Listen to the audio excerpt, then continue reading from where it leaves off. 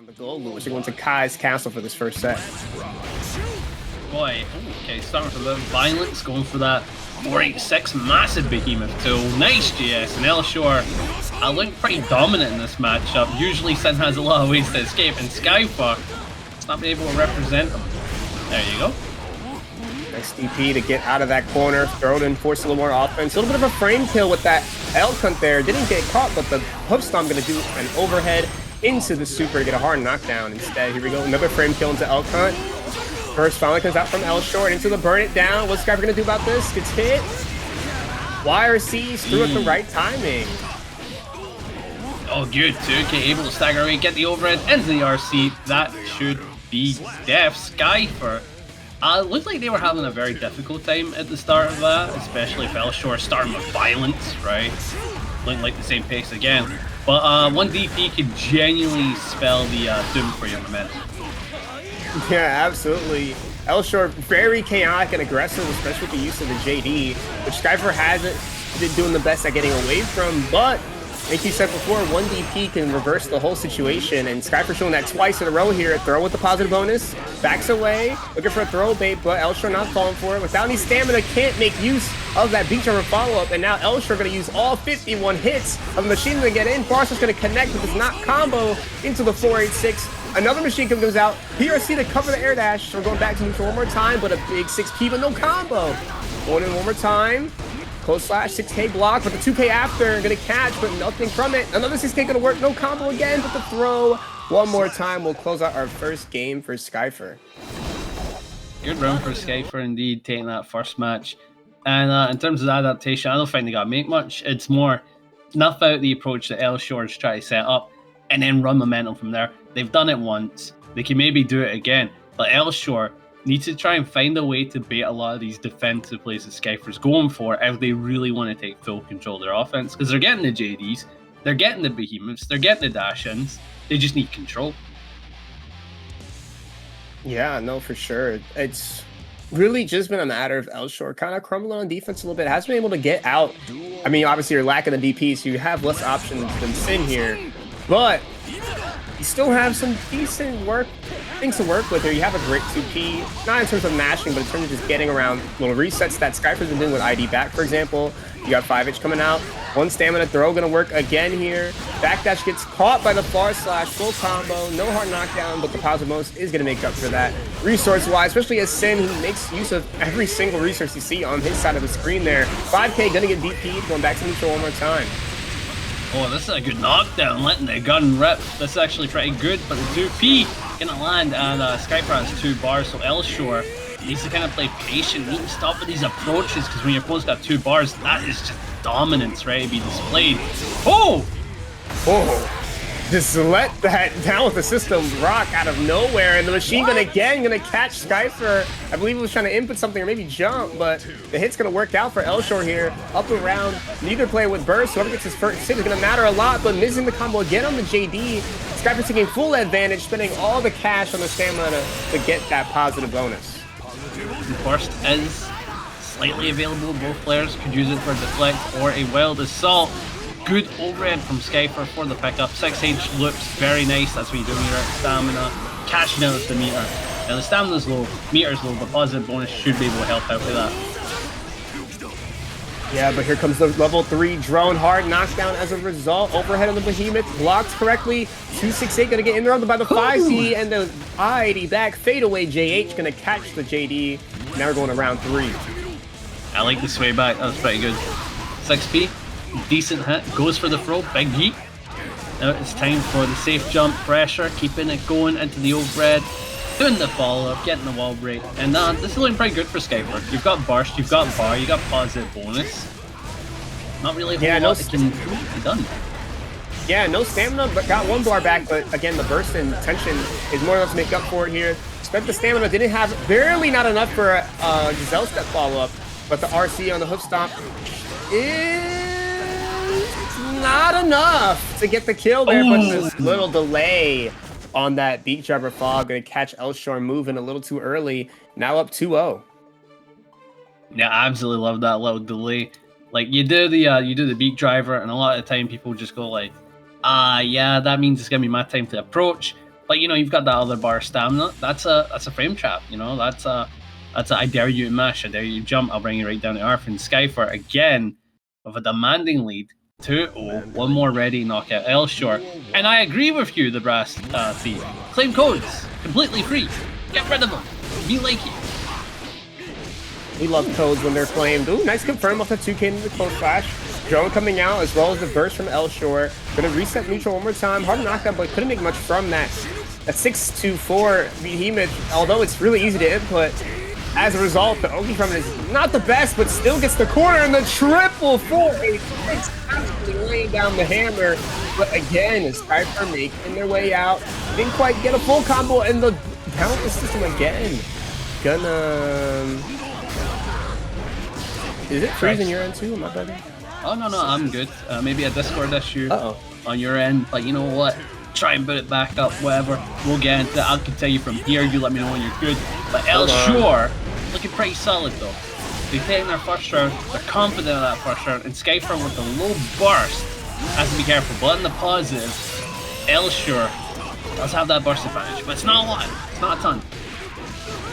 Okay, I'm back. I don't know. I hope I didn't interrupt anything, but my computer like froze on me for a second. Oh no, you're good. You're good. Sorry about it. It's good on my end, right? The classic. Okay. So we're good. Oh, back DP. Skyfer. Set point. You knock out Lshore. You know, no, out. That is the wrong expression. This is an open ladder bracket. Can take a point for themselves and gain an early lead. Oh. Yeah, a little cheeky double 2K to get that wall stick. Going back to neutral, JK to air. No dice on a hit, but the burst coming out on that 2K 2D. Lshore want to force the corner here as well. Oh, didn't get the 486 off, got interrupted. Bar slash into the beat driver, no stamina to convert into the follow-up. Interesting little fake out, but Lshore already churning the butter on that down the system, so it's not going to matter. Drone into the more plus strings, double JD, 2K 2D going to catch the 5P. Wow, JD barely connected on the drone. That was crazy. They went for such a cheeky mix, but they're not going to get it. Go for the shot, they boosted up a ton of their security, ton of their bar, and Skyfer has that burst advantage and the meter advantage. You can't DPRC, but Lshore respected it for some reason. Wallace to get back in. Both players fishing for that one hit they need. Will be enough on both sides. Send us the stamina. Goldlewis has the damage. But nice conversion from that air-to-air into the elk hunt. Great job from Skyfer to close it out 3-0. I meterlessly as well didn't use that bar. They were sitting on that bar for a solid like good 511.5. Oh, you're right there. You know, round it up. No one's gonna exactly, round up. But next set, Sundance versus Joe Brownie. Joe Brownie joining later in the set. One of my goats on the Jacko. So I expect nothing but the best from him. But Sundance on the Millia, I haven't really got to see this player, so hopefully they're able to perform well. But that's Joe Brownie. Nasty player. Oh yeah, for sure. I've seen Sundance here or there on some onlines I've commentated before, so no slouch at all. But yeah, as you said, Joe Brownie, one of the strongest Jackals, especially online, has been cooking these last few months on the character, and the tap dust gonna show exactly what we're saying into a perfect first round to get things started. Man, speaking of a solid Jackal though, Athenia's run, Evil, my god, respectful, top 9 from EU. Doesn't really have any like offline presence. Shows up to Evil, one of the biggest ones without a doubt. And only really lost to like some of the top players who were like I think like top 5 or top 4. So immaculate work. Unfortunate that they weren't able to tell you on, but my god, I loved it. And yeah, Joe Brownie. That was insane. Yeah. Oh, nice. Ooh, what a round! 5P. Ooh, okay. I thought that Joe Brownie got a little too greedy on those routes, doing a little extra soccer kick, but still had time to go for those extra 5Ps. Jacko is some of the most like insane character expression.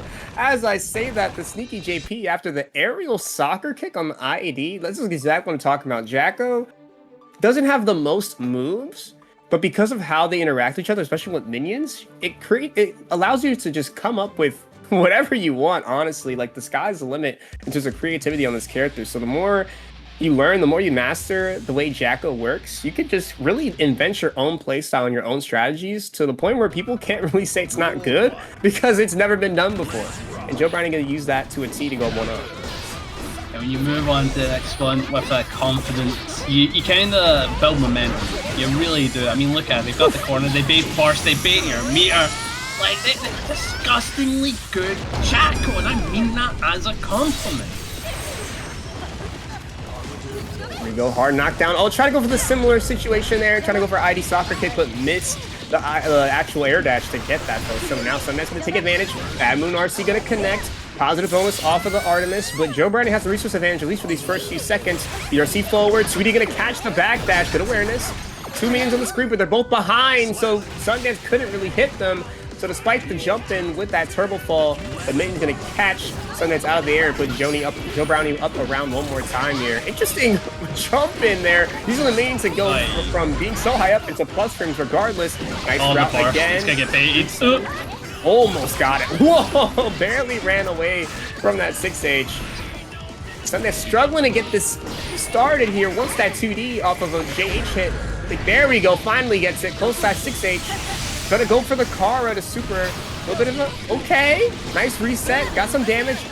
Misses the Artemis, but the burst got kind of half baited instead, so it worked out. YRC from Joe Brownie took it 2D. Counter hit on the kick here. Minion twice to force Sundance back in. A little bit of a vacuum style there. Oh, the jump in. Wow, what a jump in. You can't 6P that one. You really can't. Probably caught them on the start of the 6P. And that was a good play from Sundance, who's looking pretty nasty on that Millia after that previous round. Finally gaining some type of momentum and playing with minions to near perfection. That's pretty good. A good low pickup yet again on the H-test. Should be able to send them through the wall. And that meter is now in the positive bonus. This is amazing for Millia. Yeah, really good start. All Sundance really needed was that first hit to start the Millia Oki going. The blender could be so deadly, but that 6K is not airborne, so Joe Brownie gonna get that back throw off and force the burst from Sundance. Now Joe Brownie with that meter as well as a super strong position here. And the reversal super going right over that 2S, punishing it, not enough to kill. But this situation is really strong for Jacko. Minion out with the pressure, the chip can rack up. Forcing the action, Sundance chooses to jump and gets away, so now burst out from both ends. Septum Voices kills one minion. There's still another one out there, kills the second one to the 6P. Still not up to kill. FD, how to FD all this? Oh. Joe Brownie gonna go up 2-0, setting up the sandwich, clapping their way to victory. One more to go, and Sundance is now in a situation where it's like, okay, I'm getting a bit of confidence. I took one of the rounds. I was pretty convincing when I took it as well. I made some very good reads. But I think it's about what they do with meter that will kind of upgrade how they play in the set. Because we saw them do Haircar RC twice in a row. And that's not going to open up a player like Joe Brownie. You need to do something like quicker, like quick RC, or maybe just going for raw throw into PRC. Something like that. Yeah, Haircar RC can provide different high lows if you RC after, if you RC down for 2K. I've seen a lot of things you can do JD as well, which also gives you a little more options, especially in the corner. So there are options that Sundance has here. You just gotta be representing them if you want to get those open ups. But there we go, a little shimmy action on the Artemis to force out a burst from Joe Brownie as they try to throw tech. What a side swap! Wait, hold on. Ooh. Oi, that was a pretty good jump around. Very nice. Oh, but the denial. Oh, another good denial with the far slash Sundance on the same side. All red, well blocked on the 6K. And now they're trying to escape the corner. The YRC's allowed them to steal it, and I think he just dies. Yeah, super low scaling, only had 2 hits in before. Yeah, didn't even need the wall break to get that kill. Joe Brownie in set point position here. Sundance without burst as well. This first interaction is going to matter a lot. Oh, gets over, but did not. Ran too far into combo from that JH, so again has to reset without any disc up, which Millia's offense in that situation is considerably weaker, especially without meters. So Joe Brownie gonna escape. 2 minions on the screen, almost had 3, but 1 expired. Throw the minion over to hit the hair car before it came out. Sundance kind of walled in here at the corner. Boy, I like it. Like, go. What an anti-air. Able to get the top, not enough to kill. Minion. Oh, but it was a kick that did the work. But this is actually a good situation for Sundance. They've got the meter, gets the knockdown, gave it up, and now it's just about looping the knockdown. And Joe Brownie has 2 bars. Nothing is set in stone. Oh no. Oh no. Oh, what a jump around. The health is minuscule though. You can die from any bad play. And it's the clap that does it. Joe Brownie Okay, go up. Sure, the character doesn't function. Speaking of characters that don't function, Christ. Dizzy balanced against one that functions insanely well. Yes, literally what I was gonna say. MCR going against Connorlink here, setting up the Wings of Light, meeting into the 6H, but that, yeah, not DP safe, so free flash kick, especially as a flash, you can kind of react to that pretty easily. So MCR gonna do that and get some backturn pressure. Cross is gonna hit. Connorlink not expecting that at all here. Should we get in a full combo? Oh, just go for one more reset. YRC to keep a little bit more time. Try to bail a little delay on it. Connorlink moving at the last second there, so MCR taking game 1, or round 1 rather. Yeah. I like the patience to try and get in. Oh, good 5P. Close slash, stagger away. MFCR gets the counter hit. And that is one of the changes that were definitely nutty with that move. Very safe, a lot of pushback, then on counter. Ay, that's a pickup. Oh, good approach. Good denial. 5k, 6k, into the Lurry. It's staying safe with that meter. Good super response from Connor, giving him an opportunity to start a comeback. Yeah, holding their ground against this front turn Leo pressure so far. Hasn't been caught by too many things. The occasional frame shot's been working, but it hasn't been enough to put a stop. Another delay on the flash kick. Keeps catching Connor right as they think that MCR is not going to go for it. 2K, not connecting it to the chestnut. And that, honestly, that whiff was enough for MCR to just get a combo and kill. Agnes Tachyon taking game 1 here. I'm just saying MFCR. Unless this is like the proper new name, watch out though. No, it's not. I just sprinkle it in once in a while because it's funny. Oh wait, because you're evil. I know what you got to see live, and I know how you got to hear the crowd react at live. Armor King trailer. Oh my god, brother, that was so awesome. That crowd went absolutely insane, and I just looked up. They put out their details for Armor King. You know what his favorite thing is? I didn't look, so no. Beer. Beer. That's so funny. Actually, let me look this right now. That is Stone Cold Steve Austin. It's just like 1 beer, 2 beer, 2D, pick up. Oh man. Speaking of what happened to this round? MFCR got a nasty 2D, ran it from there, and got the kill. See the 2D again. Are we going to see a repeat? Overhead going to connect. There goes the burst from Connorlink. She's in the right time. Doesn't get baited. With the cross up, going to connect. So more back turn pressure. You're not going to escape that easily. Oh, the 6P going to connect, but no combo. Fish not going to get stuffed out by the 5K. And just, yeah, easy conversion into the super. More than enough damage to kill. MCR already up 2-0. And as I take a glance at this Armor King stuff, his birthday is 1 day before mine. That's crazy. Maybe that's destiny. 6'4" as well. Big fella. Big fella. Huge. And again, favorite things, beer. Beer. 2 beer. 3 beer. 4 beer. Whiskey shot. Tequila shot. Uh-oh, Connorlink having enough of the mother, so switching to the son. Was definitely a lot stronger, at least maybe against Leo so far. Maybe a little comfort pick as well. I'm not sure Connorlink main, so this could be the actual main, this could be the secondary. We're about to find out though.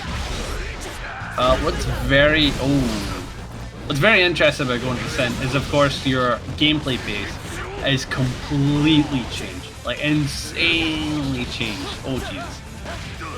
Yeah, no for sure. Oh, the 5K staggers. Not being leaves Leo super close, so you can definitely sneak those in, especially when you CC get frame trap into 6K. Looking for the burst, didn't quite get it, but still takes the round. Anyway, but yeah, no, like you said, the pace definitely changed. You switch from kind of a set play zoner into very hard rush down with a little Shoto tool here or there. So you're going to be a lot more aggressive going in, but Connorlink seems to adjust that decently well. Trying to space out these pokes, but just gets walked up on and thrown. Again, just playing it patient, trying to get these pokes to hit because Sin's reward from them is so high. If you're not throwing anything out, you might just get hit regardless. Looking for the burst, doesn't quite get it. Alcon gonna connect into the first hit, no stamina to go for the second, and there goes the Iron Storm from MCR. Here comes the back turn pressure. Over gonna connect as a counter hit. There goes the burst from Connorlink. Ooh, mind game from MCR there. Oh, decent pickup and right the lane, and you should be able to hit the wall. Jeez, sends you through. Now, Connorlink, you've taken your first round. You're feeling the confidence. But the odds are still stacked against you, right? MFC are still up 2-0 and has burst, so they can lead it from here, man. Boy. Another DP. UC are not afraid at all to send it, and is now in a great spot here. Possible for an extra 50-meter kick over BRC forward, which is really strong on Leo. Just saves it instead. Maybe looking for a 2D throw. Didn't quite work. A little too far away, but the PRC was able to cover. Full combo here for Connorlink. Go for a simple route into the RTL. No follow-up this time. Just wants the positive bonus. Decent amount of damage regardless, but Lshore with a good chunk of meter. It's going to be interesting how Connorlink used to play around. It just goes to regression anyway. Counter it, going to force the burst. Throw both sides with a 100-meter. 2K goes over the 2D. 2D again from MCR. Shimmy caught the throw, but not quite as the PRC keeps both players safe. But MCR is out of meter. Big burst from Connorlink. But just gets caught being too passive. Just the aggressive 5K. MCR not afraid at all. Had a really good record going into this, so maybe see more. I love to see more Jackal. This is great. Yeah, Jackal it's good to ladder. see Eternal back on as well. We didn't get to see them as, like we did earlier. And whoa, yeah. I forgot Khalil has a mod on projectile, and it looks really fresh. It kind of reminds me of you know, slushies, like the blue and red ones. Yeah, definitely looks like a 7-Eleven slushie. Love that. Yeah. Oh, big DP. Gets in. RC tap 5D for the kill, and Eternal taking the first round. Bit of a disrespectful 5K to the shins. But overall, looking pretty good with the Kai. Pretty calm, pretty patient, and looking for their opportunities. Shield command stopping Eternal's approach. The air, the minion coming down from the heavens off the 2S was a little too high for the conversion, but still made it work anyway. Easy driver. Should break the wall? Yeah, just barely. Mika-chan, I see that donation. As always, thank you for the 169. Lol. Oh, the dragon install! He's popped it, just left there. And they've got the projectile, and that's the most hype you'll ever see from Kai. Super fast as well, but Neptune is going to catch anyway. A little bit of a safety there, using the minion to work as a meaty projectile. Even the distance as well. Shield command out, so now even if Eternal mashes out at the right time, the minion will stay on, so the threat will always remain, and Neptune to bring us to round 3. Yeah, the Dragon Install, love to see it. Unfortunately, it's a DI into L. So maybe they could try to turn the tides a little bit, go 1-for-1 in the record, try to get another dub with the Dragon Install, who knows? But Neptunest already keeping them at bay, making it very difficult for Eternal to get in and start any pressure with that burst. Oi. Tap dust off wall assault, the Kai classic. Works every time. Full combo into the dire class, double dire for the damage. Shock state applied as well. But Neptunest with the resource advantage for a few seconds. Not anymore, but there goes the RC off the 2D. Looks for a hit there. Blew all the salt, but missed the minion summon, I believe that was supposed to be. Got a 6P, and that's a free punish for Eternal, who doesn't quite kill. So Neptunest has another chance with a sick man. He's going to eat through all the minions and get the win for Eternal. See, you notice how they win when they didn't use the DI? It's sad. But if they use the DI, that'd be pretty cool. So I'm praying for more opportunities like that, right? That's a way I am. Simple hype man, I like that stuff. But Neptunest certainly looked like they were on their toes. They held their ground well. They're able to set up their minions well. But it came down to the meter usage. I feel like that's what they've got to be careful about. Pay attention to Eternal's meter and clap back. Oh yeah, no, absolutely. Careful the meter management. We have that extra resource as Jackal. Honestly, it's a resource that doesn't really get talked about much. I feel like people forget the minions are on a resource, that she can't just use them all the time, especially if you use a lot of commands back to back. As you push Jackal in not the strongest position, even if there's minions on the screen, she can't quite use them.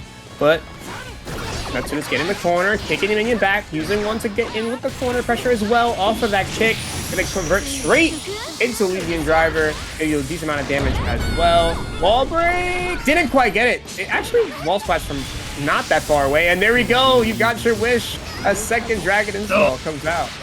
Oh, dun dun dun dun dun dun dun dun. Should be able to kill off this. Beautiful work from Eternal. Taking their first round and a first dub for the DI. We're 1 for 2 right now.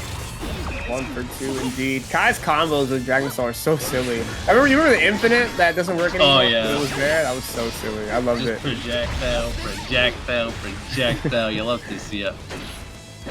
Ooh, 2K2D. Keeping it cool, sends out the projectile super, gives them plus frames because of the dire as a guard crush. Being pretty good throw opportunity. Ooh. What a JD. They'll confirm as well. Get a really nice chunk of damage as well. Tisker Brine coming in with a 29 viewer rate. Thank you so much. I appreciate that. Bros? Get a great stream. Zato Bros coming in clutch. A lot of rare players popping in. There goes the Tapdos, no RC to convert. Those coming in, we've got a lot of ladder action going on. Neptunest versus Eternal on as we speak. Tap Dust from Neptunest should be getting straight into Legion Driver as well. A decent chunk of damage. The Tap Dust scaled, so shouldn't kill. Nah, not quite, but still a really strong situation for Neptunest. Not any resource to work with yet. Is that Sync Jump? No. You just right to the lightning there? That is kind of raw energy because they could have, like, they could have got bait and killed, but like, you know what? I appreciate the escape. Sometimes you gotta do it on the safe jump and just let Eternals up too. Oh, that's also a bit of character knowledge for Kai there, because I believe the JH will safe jump 11 frame reversals and slower, maybe 10, which is what DP is. But Ride the Lightning is 9, so it might have actually been like Giga Brain character knowledge there to do Ride the Lightning. Yeah, it'd be pretty like that. It'd be pretty absurd if it's a 1 frame difference, but you gotta respect that. You could be onto some of that. You're probably right with that. As we know, these players know their characters insanely well, so it would make sense for sure. And Eternal already on it with the 5k meet, keeping the pressure going. Unfortunately, couldn't follow up. The FD kept them out, and now Neptunest has to steal momentum. Oh, the Sacred Edge. Here we go. Trying to get away. It's Neptunest with the 6P. The elbow, the people's elbow. Gonna put Eternal at set point now. Oh, 2D gonna beat out the 2D from Jacko, or was that 2K from Jacko? And a full combo afterwards, going for the wall break, double dire for the meter beam and some shock state, as well as 50 meter for that classic stun dip for RC, but didn't even use it because the 5-inch is gonna connect. Burst out from Neptunest, but now finally getting some momentum with the minions. Got 2 to hit, 3 on the screen now. Oh, wow, the big trades. Oh, good beat on the DP. Now Neptunest is going to get a lot of damage, but Burst, was on the table. And I had to guess when it was coming out. Big throw, and I think Eternal has just won this fight. Gonna go up 3-0, add a point to their name. And, you know, it's fun to see the Kai that uses Dragon install. Oh yeah, no, definitely a lot of character uses from the Kai. Gojira on I'm gonna say ass.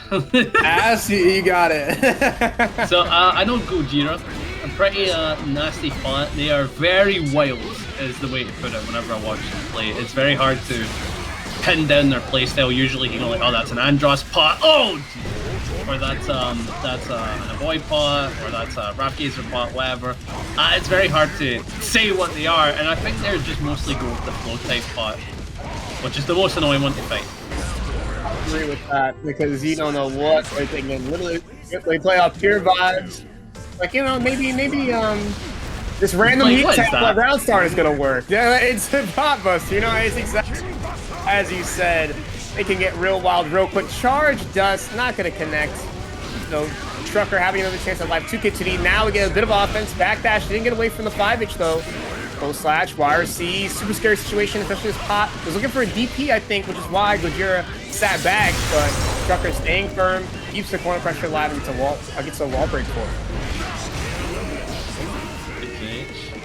Able to push him back. Trucker looking for an offensive way again. Gets the close slash. This is actually pretty good for the knockdown. Oh, wild throw. Not enough to kill. Well, this oh, yes. The reset! Oh, man. The sneaky reset off the close slash. Gonna work out for Gojira. Trucker was not ready at all. Understandably so. Usually not pressing anything when you're getting comboed for the sake of not getting reset by another counter hit. But in Potemkin's case, it might be okay to press or something, or maybe hold it up back so you don't get reset by a pot buster. So Gojira are going to take advantage of that and be up 1-0. Trucker was trying to get the hang of it in that second round. And as soon as we say that, we get a switch to Chip, which is going to be interesting. See, I mean, level 1000 has experience on the Chip. Can we see if they feel more comfortable against Pot? I would say yes, because Chip can just sit back pretty well and play out of Pot's range effectively. We saw that with Bean and Baba. Exactly. But you also have that risk where you have so much less health, so you have to not. You can play the matchup well, but you got to be pretty on your feet. Like, you got to be very perfect with how you play in that space. It's not easy.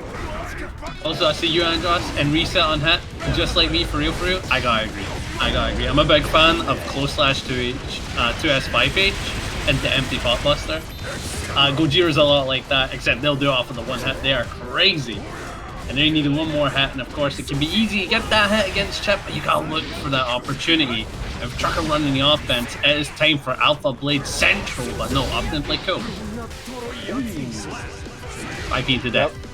So there we go. That's the real tough part about this match, especially when you are Chip and you have the corner pressure. It's super strong and very non-committal, but you're not doing that much damage, so you have to be right a lot. Not that it's difficult to be right when you have the speed and spacing, but you gotta be right a lot. Then if you're not right a lot, you just die, because Pot has the help to make these mistakes on defense. Sure. Oh, good jumping. 2D, Garuda. 2D, Megafist, unfortunately not able to get anything. Good jump out from Trucker. And they're looking for their opportunity. Gets a 5H, but no combo. That's so unfortunate. Now YRC's giving Gojira an opportunity, but no hammer fall. There I was go. charging in time, and the DP gonna avoid the pot buster. Oh, and the wake up pot buster. So you're not gonna get away from the second one. Thank you very much. The third one, no, close because IB into the DP. It's gonna whiff, but still kind of safe at a decent spacing. Trucker backing up. Throw gets teched out of a PRC, but nice air to air. Gonna go for the wall break. No, resets into a cross up throw. Gonna put another clone out. RC on deck, doesn't spend it, goes for Heavenly instead. Looking for the air throw, but gets the whiff. And the punish with Mega Fist of all moves is how Gojira closes out game 2. Funny thing about this matchup is that a lot of people that are in the outsider position tend to look at it and go like, what does Potemkin do in K scenario, right? And the answer always is from pot mains, which is, yeah, you kind of just have to like guess and neutral. Like, that's the entire, it's just guess, right? Do you go for a far slash, 5P, 5K, 2D? You can go a little crazy. Of course, the safer options like 2P, 5K, and far slash, maybe not far slash, but are pretty decent neutral. Like, you're seeing it there, 2P, R8, check them. Besides that, Chip just kind of has free range in neutral. But once he gets the offense, there's some nasty fuzzy plays that you can do. They don't work amazingly all the time, but there are some good ones, like Fuzzy Pot Buster. Oh, the outplay didn't break the wall. But yeah, no, I agree with that. Oh, there goes the YRC. They finally out correctly. Didn't get the super off the car, but it's fine. You have 100 meter going to this next situation here. And just whip punishes the far slash with a raw Zanzaroga. 100 meter as Trucker, so you can always just cover the mistake with a PRC. So honestly, not the worst idea. Yeah, and then you get left right. That's the other crazy thing. You get left right after doing that. Also, pretty cool to be in the White House. Pretty cool map. You don't get to see it a lot. There's a lot of Easter eggs in this map, by the way. Oh, yeah, you reversed. There's some vines. There's some signs that say add Vernon as guest character. Really? Yeah. In the crowd in the like election debate thing. I don't know. I was like, oh, that's cool. Oh, good pickup. Hey, Trucker with the combo. Sends you back through the wall. We're back to the start. Oh, Gigantor gets the random TP through the momentum from the dash. Actually avoided the Gigantor Kai. Really good play on reaction, and that's going to be enough for Trucker to get their first game. Now the score is 1-2. Could this be the start of a comeback? Certainly, and I've got to say, people may hate hearing this term, right? But that DP on the Gigantor, that run of DP, that's Gap. That was a very well-placed DP that denies such a dominant scenario. Oh yeah, no, absolutely. The run-up in of itself. And not only that, it probably wasn't even a run-up just immediate DP, because you have Chip, you're so fast you can get close enough to where you can not only delay it, but just on reaction to the animation. Can you not just send out reaction? Yeah, if I'm not mistaken. Yeah, bro, we've got random on. I like that. Yeah, we're going on a world tour here on these stages, but I'm not against it as long as the connection's okay, which it seems to be so far. Big JS from Gojira. That did so much damage. See, every time I say the name, I try to stop myself from saying Gojira. That's all I'm saying. Good pickup here.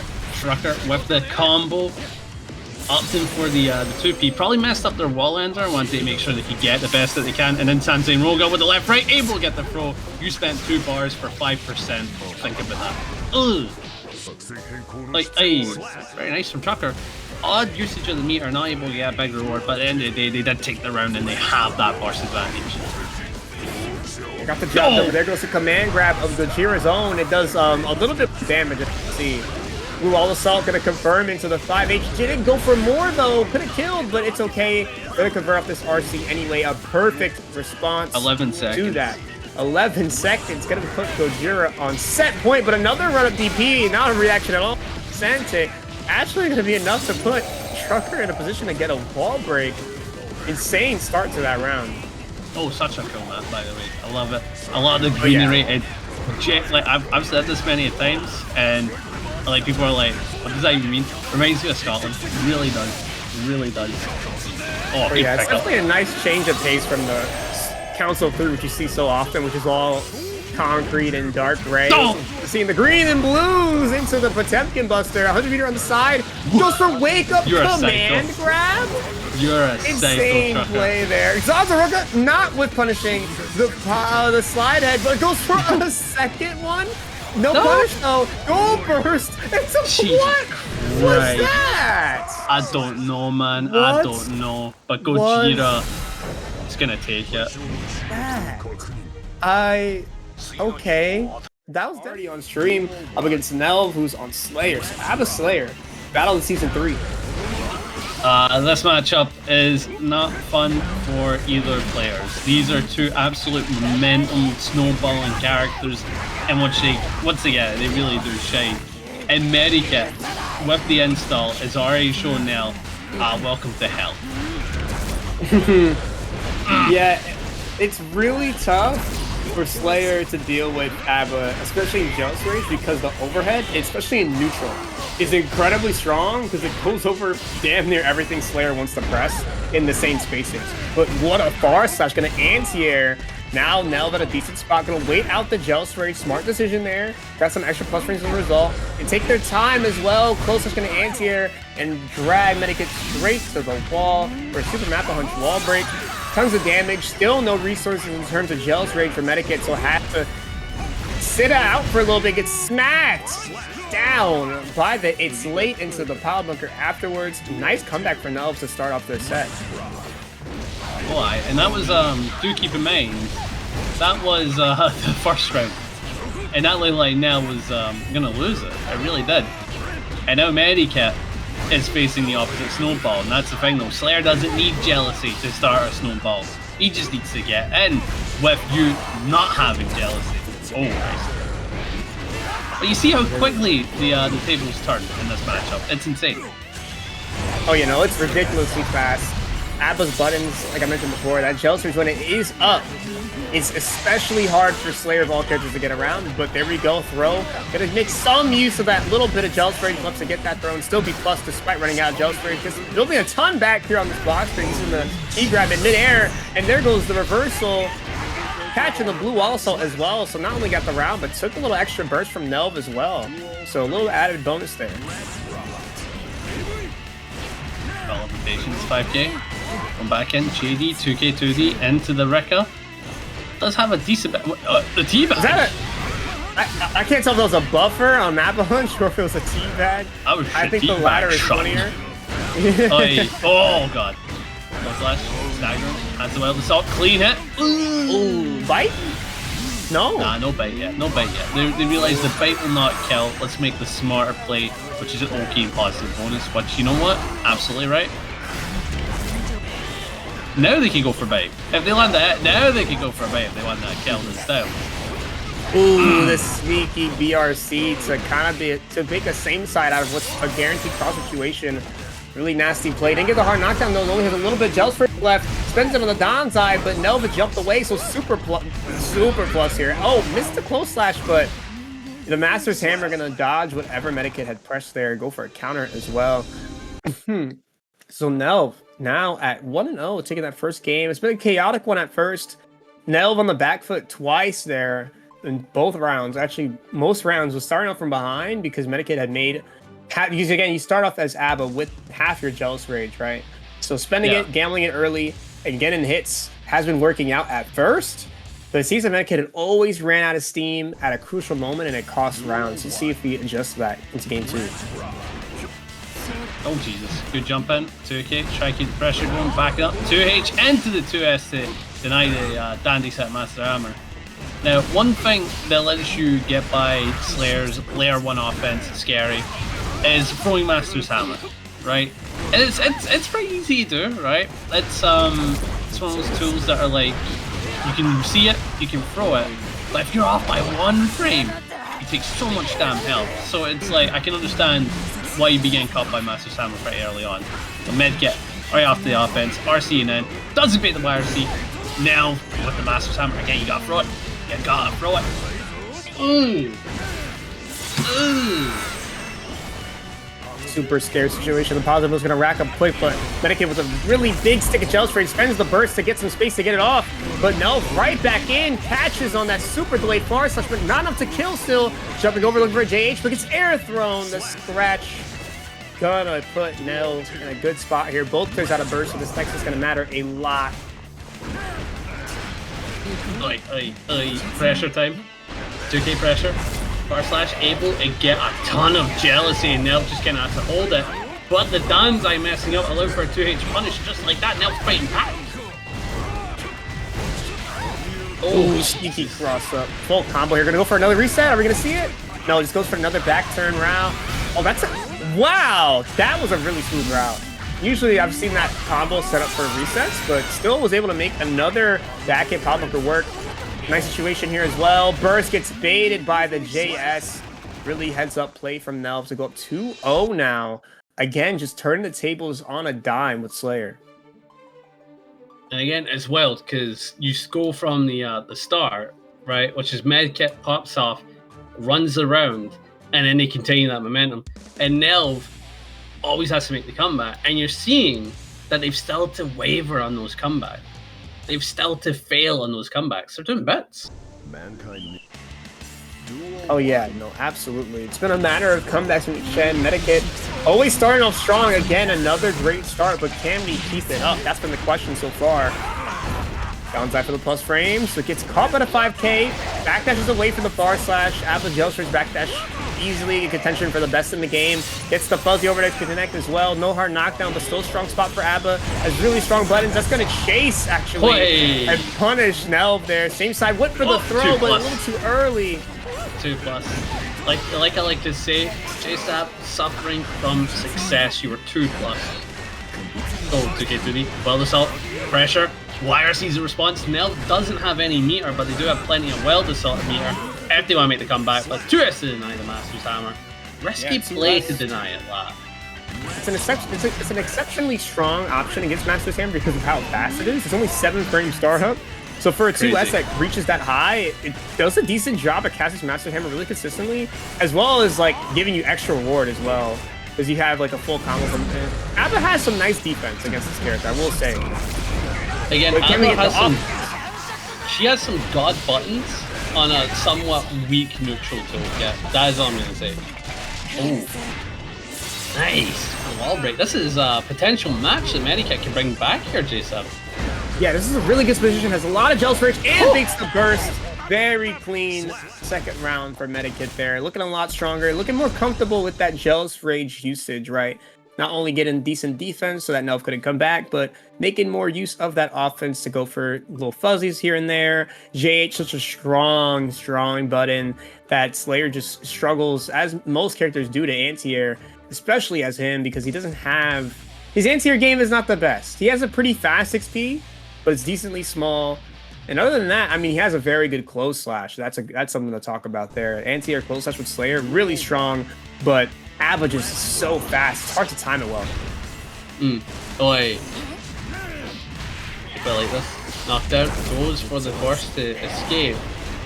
Not bad shout. Oh, what 2S again. That 2S doing God's work, man. That button. Certainly good for the comeback. Oi. Nice. 2H. Keep the pressure going. We're staggering away. The jealousy's being built up here. Ooh, throw baited with that late jump in. Gonna get a nice chunk of Jealous Rage back. Going back to neutral, but a strong situation. 50 meter and most of your Jealous Rage as well. 2S gonna knock Nhelv back to the ground. RC into the overhead. Nhelv knock. And now MediKitt looking to tie it back to a 2-2. Looking a lot stronger as time goes on. Ooh, that 2H. Whiffing. A deadly button. F landed. Nhelv jumping about. Low slash 2D gets the pickup with the DainsLeif just like that. MediKitt is in control. There's all bit running it from here. The close slash pickup. Close slash yet again into the super. I think MediKitt is on the comeback. I think this is them getting a point if they keep up this momentum. Yeah, absolutely. Nhelv is panicking a lot more, especially on defense, smashing at spots that we didn't see them mash before. A.B.A is that scary. You don't want to get caught on the snowball, but sometimes you gotta hold it. There we go. Good block in the overtime. So now I'm gonna run that Jealous Rage through. Full combo from this overhead. Really strong spot. Master's Hammer gonna hit super plus there. Just gonna connect in general. Extra damage. We're not gonna be mad at that with the 2D. Knocking Nhelv off the feet there, trying to go for that overhead. And now we're at 2-2, Panda. What was looking like a really strong and clean game from Nhelv has just been once again flipped on its head by MediKitt, who's looking a lot more on the offense. Yeah, no, you're absolutely right. You went from a situation where you believe Nhelv is going to be the one to take it. But if you pay attention to rounds, I was saying this earlier, you pay attention to matches, you pay attention to rounds. Nhelv was always having to make a comeback to steal that round from MediKitt. And now MediKitt is getting situations where they're able to keep like Nhelv in check, using their meter to full efficiency to make sure that they can't do anything cheeky. You're starting to see MediKitt just be more in control, is the best way to put it. Very much agreed, but there we go. Maybe the color switch to the color one is providing a bit of that swag that's necessary to get past all this pressure that Nhelv, that MediKitt rather than putting on. What a dominant round! Wow. MediKitt not even able to play on this game 5 was mounting such a good comeback, but is already way behind in this final game. No, they didn't like my analysis. They heard that oh, I'm not dominant. Let me take this round real quick. Like, trying to keep the pressure going, but a beautiful knockdown here from MediKitt. Should be able to keep the pressure going. Certainly able to, using the DainsLeif for the pickup. I love the air bumble, the super for the wall break, and look at the jealousy. Oh, Jelly Belly. Superman, extra jealous. Looking for the burst, didn't quite give it. Risky situation. You get hit here. Okay, made it work out. The burst is still online for Nhelv, but MediKitt about to get it back themselves as well. He's going to this final game, final round situation. Burst already gone from MediKitt. Air trade, both players fighting for that airspace, but it's going to be MediKitt coming on top, looking for the burst again. Sneaky reset, caught the 2D just in time with the forward slash, but Nhelv on the offense finally. YRC for MediKitt. Forward slash 5H backing up. Jealous Rage time. Here we go. Resetting. Good blocks.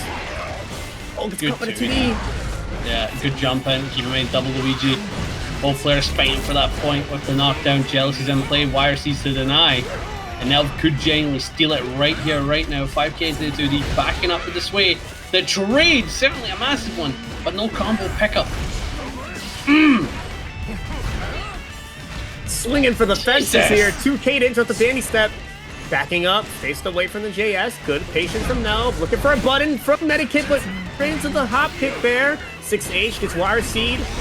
2H, give the pressure with Blue Wall Assault. Still no pressing, good blocks from MediKitt, but gets caught same side. The little walk up, but still not enough to get an OTG. It's not over. JS connects with the trade on the close slash for close slash, but Nhelv had a little more health. And we've been closing up the set in a nail biter. Back into the action. MSCR making his second appearance.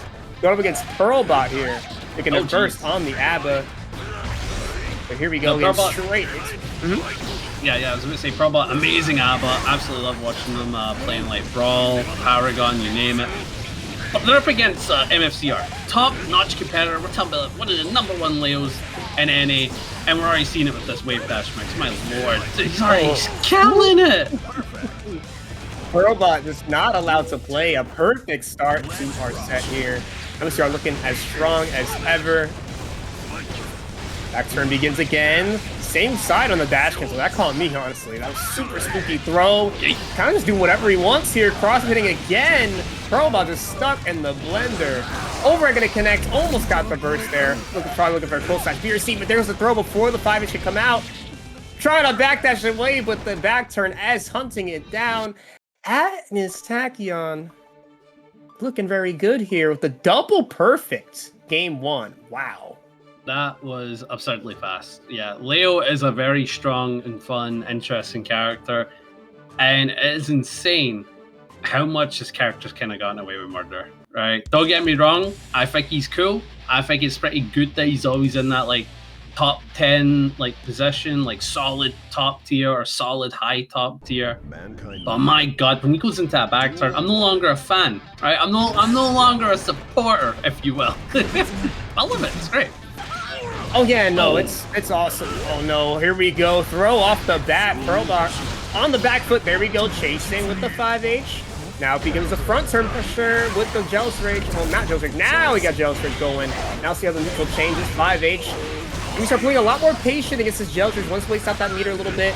Oh wow, a throw. ParagOnline was a little too high on that JH, and she tried to get away with a little back to BRC action, but not enough to get past that back turn kick. Robo, the projectile super gonna put MCR in a fantastic spot. Super plus given that uninstall, that forced uninstall, but running out of meter. And just, wow, another clean round from MCR. ParagOnline searching for the answer here, and I don't quite know what it is, to be honest, so far. Hey, Big Yeet into the overhead. This should be a solid pickup. Ooh. Hey, that's some good damage indeed. Nice. 2D, catching the 2K. Overhead not gonna connect this time, but plus on the blitz into the throw. Fast RC, another blitz gonna seal out the third perfect of the set for MFCR. Oh my god. Another thing you've got to think about, this is the predicament about playing this character. Your flash kick is such a good counter to a lot of these slower tools that A.B.A wants to represent. That flash kick counters so damn much. Like they can see the curb stomp or the twindle and twine or something like that. I don't remember the name. I prefer saying curb stomp. I think it sounds better. They can see that and just flash kick. They can let it rip every time. And that's scary. When you're up against a character with an amazing defensive tool like that, you've got to respect them. Yeah, on the other side, as ParagOnline represented, she does have access to Danzai as a result, but hasn't really MCR hasn't fallen for that trap just yet, and now has the back turn. ParagOnline out of resources, out of Jealous Rage, has 50 meter, but is getting comboed, so not going to use any of that as MCR gets some meter back of his own off his hard knockdown. Positive as well, YRC from ParagOnline, no Jealous Rage to work with, but slowly building it. Huge DP bait for some momentum, but MCR going to burst before any of that Jealous Rage can get built. 2K2D. Not able to OS that. Usually Leo can get away with back turn kicking there, but back throw again. ParagOnline is stuck. Not a perfect. Honestly, the closest ParagOnline has been got to winning a round over MCR, so might not be over, but it's looking pretty bad. Indeed it is. And yeah, again, another round start throw. Oh. Going for the gold burst, but MFCR, it's like a fortune teller, man. No, that's not fortune, actually. No, that's experience. Oh, Jesus. Nice IB. Triple close slash. ParagOnline staying firm. A lot of risk built up on her side. Any hit is going to hurt so bad. And even a throw RC into the same side overhead. ParagOnline got caught mashing. And with only barely getting touched at all. The Desti Baiken, I've seen them before. Pretty solid Baiken. I don't like, I think they're pretty, like, they can stand out, if you know what I mean. But in this matchup, I've heard that Baiken Faust can be tricky for the Baiken. So best of luck to Desti, but Madel, I haven't seen them before, so I'm already like, okay, I'm a little bit of a rooter for the brand new, right? You're the brand new, let's see what you got. And so far with the snap, snap, step, we got the Afro. Oh, went for another Afro, but got caught by the gold burst into a burst bit of Desti's own. What was supposed to be a really strong situation for Madelo. Got completely reversed, but there we go, the Afro's on fire. Also in a strong spot, waited it out completely and used the guard crush to go for another command grab. Loves those resets in the cross-up, mix. Double jumping for the JD. Does that go over? I mean, the PRC got caught anyway. Afro just extending that hurt block so much. Madello, wow. I mean, was looking good, and then looking grim, and then looking good again. Very good first round. Sometimes it just does it like that. We're gonna go back and forth in terms of looking good and then looking good and then but you know, we're back to Desti. So far playing well. Why don't we go for the far slash? Well ducked, and that's something you've got to consider about this matchup. Is that Baiken's key neutral tools like JS and far slash are a little trickier to use considering that duck exists. Yeah, Kabari as well, which is her longest poke from that mid-range. We talk about that mid-range that Baiken loves to dominate when she can. Not so easy against Faust throwing. Using the bot, can you combo her? Almost, actually kind of could, Jesus. but maybe wasn't ready for it. It's not the easiest to be ready for comboing Faust out of his own items. But here we go, round number 3. Yeah, someone tell Winty that there are some Baiken sympathizers. Oh, Christ. Good to okay. Into the wild assault, into the snap, just like that. The Afro is in play, and Madel should be able to do what they want. They want to go for a reset of sorts, maybe call it a deflector parry, but Desti was on the read, decided to jump with them. That's worked out for them as Desti has the wall break. Positive bonus ensues. Yes, Tatami 2K clipping the Jordans before the Tatami landed. Desti turning it around and getting the first game.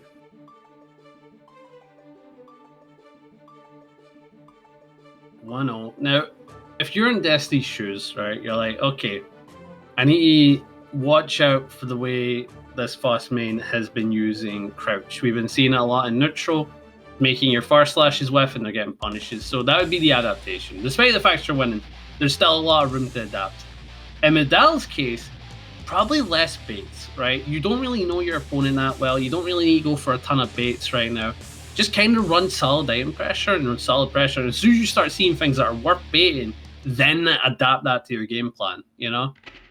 Yeah, definitely jump into layer 3 a little too early here. Stick with the layer 1 first. Get the information, then move from there.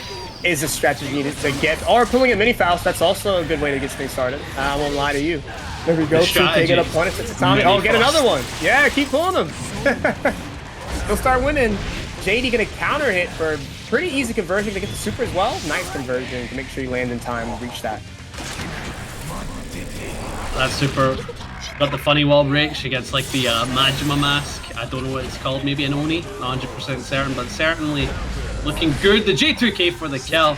Madel looking pretty good as they take their first round. Looking strong for sure here. Oh, almost ran into that charge. Just was Desti there. Fortunately, avoided it. Okay, Luis has provided the information. It's called a Hanya mask. Interesting. I never knew. Hanya. Thank you. I'm trying to remember what it was called because I swear they've talked about it many times on Yakuza, and I'm just like, is it Oni? It's like, no, it's no Oni. Like Hanayama or something like that. Like, hey.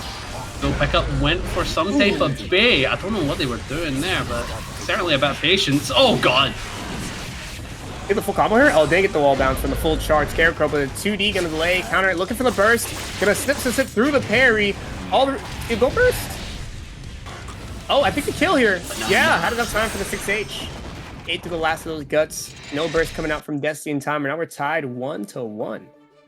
Now, you definitely saw the usage of good RNG. You can't deny that. That was absolutely a good thing that gave Madel that round. Those last 2 rounds was just amazing RNG. Really good RNG. No bad RNG whatsoever. The other thing was the fact that they committed to their game plan more. There was less baits and more just go for it. And I feel like that's what they needed in the first match. Now, Desti is now in the situation where it's like, okay, they're going for super aggressive plays. I'm going to have to use my meter. I'm going to have to use my parry a bit more. So I'm kind of curious, what will we see first, the parry or the bar?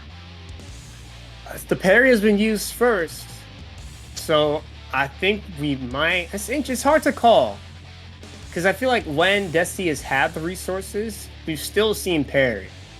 But because the parry hasn't worked, we might see the switch to more meter uses. Maybe see some more deflect shields, maybe a gold burst here and there, maybe a reversal super. Baiken has a lot of options that you have to consider. Maybe even just more mash in general. Banana. Oh, and the banana worked out there. Force an extra block stun to make that blue wall assault clearing trap. Yeah, Medel's getting some insane items. You can't even argue it. Their item usage and their item RNG has been pretty good. Oh, the double snip, snip, snip. Unfortunately, you can only get one afro. It doesn't get any bigger, which would be kind of funny. Do you imagine That'll that? be Like, insane. Did they stack on top like ice cream? Yeah. 2.0 changes when? Oh! Oh, wow. Meteors, all of them missed. So Desti has another chance to counter Escobar, resetting with the throw. Left, right here, goes cross up, counters as well. Not alone for a wake up throw. Oh! Nasty. Yeah, didn't do the quick RC. That really cost them. Now, what region is this tournament? Do not get my accent confused. I am just a commentator. This is a North American tournament. So if you want to join up, you can do it anytime. Unfortunately, the open ladder is closing. This is the last set of open ladder. So we've got top 8 from here. But next week, every Wednesday, join up. No, you cannot join up from Europe. You can commentate from Europe. That's about it. Oi. Oh, pick up. Okay, go for the gun. 10 for the hard knockdown. Really strong spot for Desti here. 50 meters as well as Baiken. That's scary. Oh no, on the wake up, gonna get smacked down by the JH counter hit. And now Desti steamrolling away into a 2-1 lead here. Battle has just been really stuck on defense. The offensive neutral has been decently strong to get that first one especially. But as soon as Desti gets the offense going, we've seen a lot of panic options, like throws and wake up mashes in spots where they're just always going to get murked. So we'll see if we see that adjustment, maybe a little more calm defense from here on out to go into game number 4. Desti certainly looking a lot more confident. And we're seeing that for Medel, their bursts and their meter are certainly a bit more panicky. Unless it's a wall break super, certainly the right play. But like those like bursts on like 10% health, desperate, very desperate. Oh, like 6H round start? That's a psychopath. It worked out. Oh god. Pop. Ooh, again. Nhelv really loves using the guard crush from that Afro close to just set up another Afro. Wants to keep the Afro on as long as possible. Oh, but there goes the 2K. As soon as I said that, didn't use the guard crush for another one and caught Desti, but Desti still making it past. Save jumps. The super usually is not a safe jump, but because Faust reversal is so slow, Baiken has that extra time to land. Misses the TK Johnson. Nhelv switches sides. Tether is still on. There it goes. No longer there. Parry after the tatami. That's just to keep the offense going. 6K. Didn't combo to the tatami, so again, Nhelv getting another shot at life. Avoiding the weight, but gets back thrown. So now Nhelv in the driver's seat. Counter hits the 5P with the close slash, converts straight into the Afro, but doesn't get the bomb to pop. And the parry from Desti. Goes for another throw, but it's late. Battle doesn't react in time. Blue wall assault into another throw. Oh, man. Medel kind of asleep at the wheel there. That was a round-winning opportunity, and they completely dropped it. Desti with throw in front of you. That's a kill scenario. That is a winning scenario. And you've dropped it. And now you're playing at such a back end against set point. It's scary. It's scary for the Faust brothers. Uh-oh. Faust is coming. Messes up the combo. Triple backdash. Scarecrow's back in. Connects the 2K2D from it. Just barely the blue beat, but there go reversal from Desti using the meter, but gets caught by the banana! Banana best item? It could Maybe. Afro on deck with the back hit. Yo, Johnson. Great combo starter. Full combo to Tatami.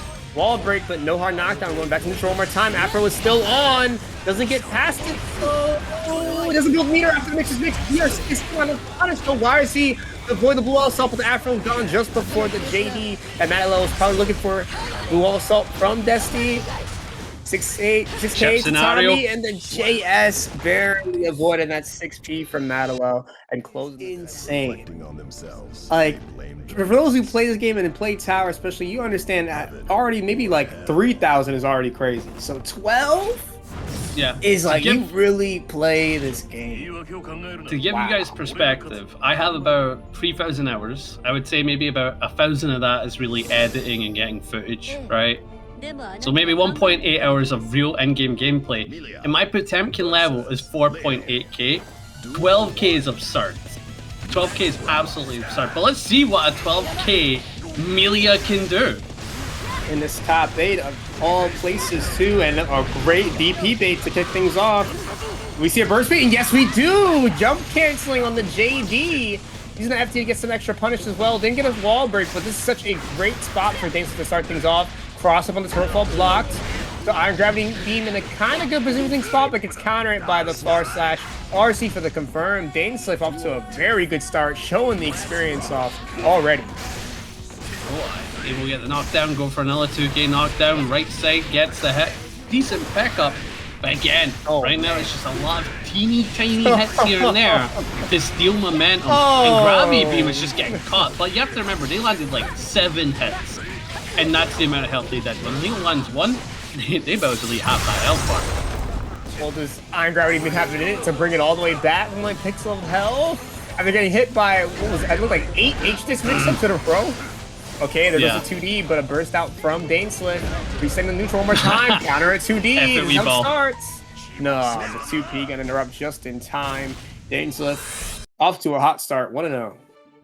Again, every time you see that 2D, that is the F it we ball to, right? That's exactly it. No meter, no like conversion, no problem. They're gonna get a counter every time. And GravityBeam, after that loss, hopping right back into it. I also did notice that the lobby avatar is May from Guilty Gear. So maybe that's another option they have access to. Who knows? It'll be interesting to see the swap, but honestly, I don't think the issue right now is the character, or so just defense against Millia. Yeah. May won't save you from that, unfortunately. Nice 6P. Okay, there we go. Definitely ball. Clean hit. Should be able to send him through the wall. That's a lot of damage. And there's the difference, right? We saw GravityBeam get mixed up many times. Kind of like 7 clean hits here and there. That's the difference. Leo gets 2, and that higher health bar disappears. Need 1 more for the kill. They're using the bar to try and approach. No anti-air, and what a jump in from DainsLeif, but they gotta beat the burst. Looking for it, but GravityBeam staying firm. RC cross up the flex shield to get some space, backs up and punishes with the far slash. Good awareness by DainsLeif, heads up play. And now we're going to round 2. IonGravityBeam was looking so strong at the beginning, but DainsLeif brought it all the way back, is now in a great spot right with the H-Disc. IonGravityBeam not want to hold another sequence of H-Disc with the burst, but has to hold it anyway. Good block on the cross up though. 5P backs up from the 6K, and now DainsLeif is in yet again. Same side, JH gonna hit. Full combo here. No, go for 1 more reset. Stage connects again. Wow. Oh, but messes up. I believe it was Winger input. 5K. Looking for the little pokes. GravityBeam mashing out. Gets the cross up to hit this time. Low. More lows. 6-8 for the resets. 6P. DainsLeif kind of boxed in here. Resetting with the orange wall assault. 6H's got a whip punish, but no full combo. Misses the 2S. DainsLeif still alive. DP's through the far slash throw. Here we go again. Lows everywhere. Another throw. 5K, more lows. Stagger. Throw again. Overhead is going to hit OTG and close out the round. IonGravityBeam showing that Leo also might need a few more hits to get the kill as well. That looked like another just OP situation over and over again. But here we go, round 3. DainsLeif looking okay. Gets the corner, but IonGravityBeam getting the hit.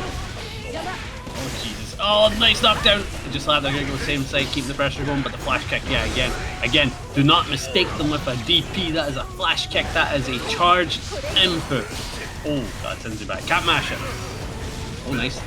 Look for April trying to jump at him, but can't get anything. Nice knockdown, goes for same side. DainsLeif with the pickup and using the super to try and get more damage out of it. Left side, again, getting caught. GravityBeam's health is so low, but they got the burst to work with. Ain't gonna matter. Big throw. Heads up play there on the throw. Not letting GravityBeam get away with a run through there. That wasn't very true. But now, DainsLeif up 2-0. We see the May character avatar. Okay, not immediately getting on. Hold on. You might have been on to something, Panda. It is a possibility. Again, when you are rocking an entire avatar of one whole character, there's no way in hell that you do not have that character. Them. Right? Yeah. Okay, they're getting on. No! Sticking with the Leo. Swap? Maybe a color swap. Maybe a color swap. Maybe had a new mod. I don't know. Who knows? Let's see. Let's see if there's a different color. No. Same color. No. I was just thinking about it for a while. Maybe took a breather. It's fair enough. It's top 8. You don't want to lose so early on. 2D counter it. Great start here. Almost got a combo from that. Didn't quite get it, but still, I mean, Leo and back turn, even if you're above him, is so strong because he has that back turn P. About it not talked about much, but it's honestly just a 6P, but better. Yeah. Oh, it's up right. Oh, Jesus. Yeah, back turn P. We're talking about it comes in like 5 frames, same properties as a 6P, and gives you a full conversion meterless. Yeah, it's a pretty good tool.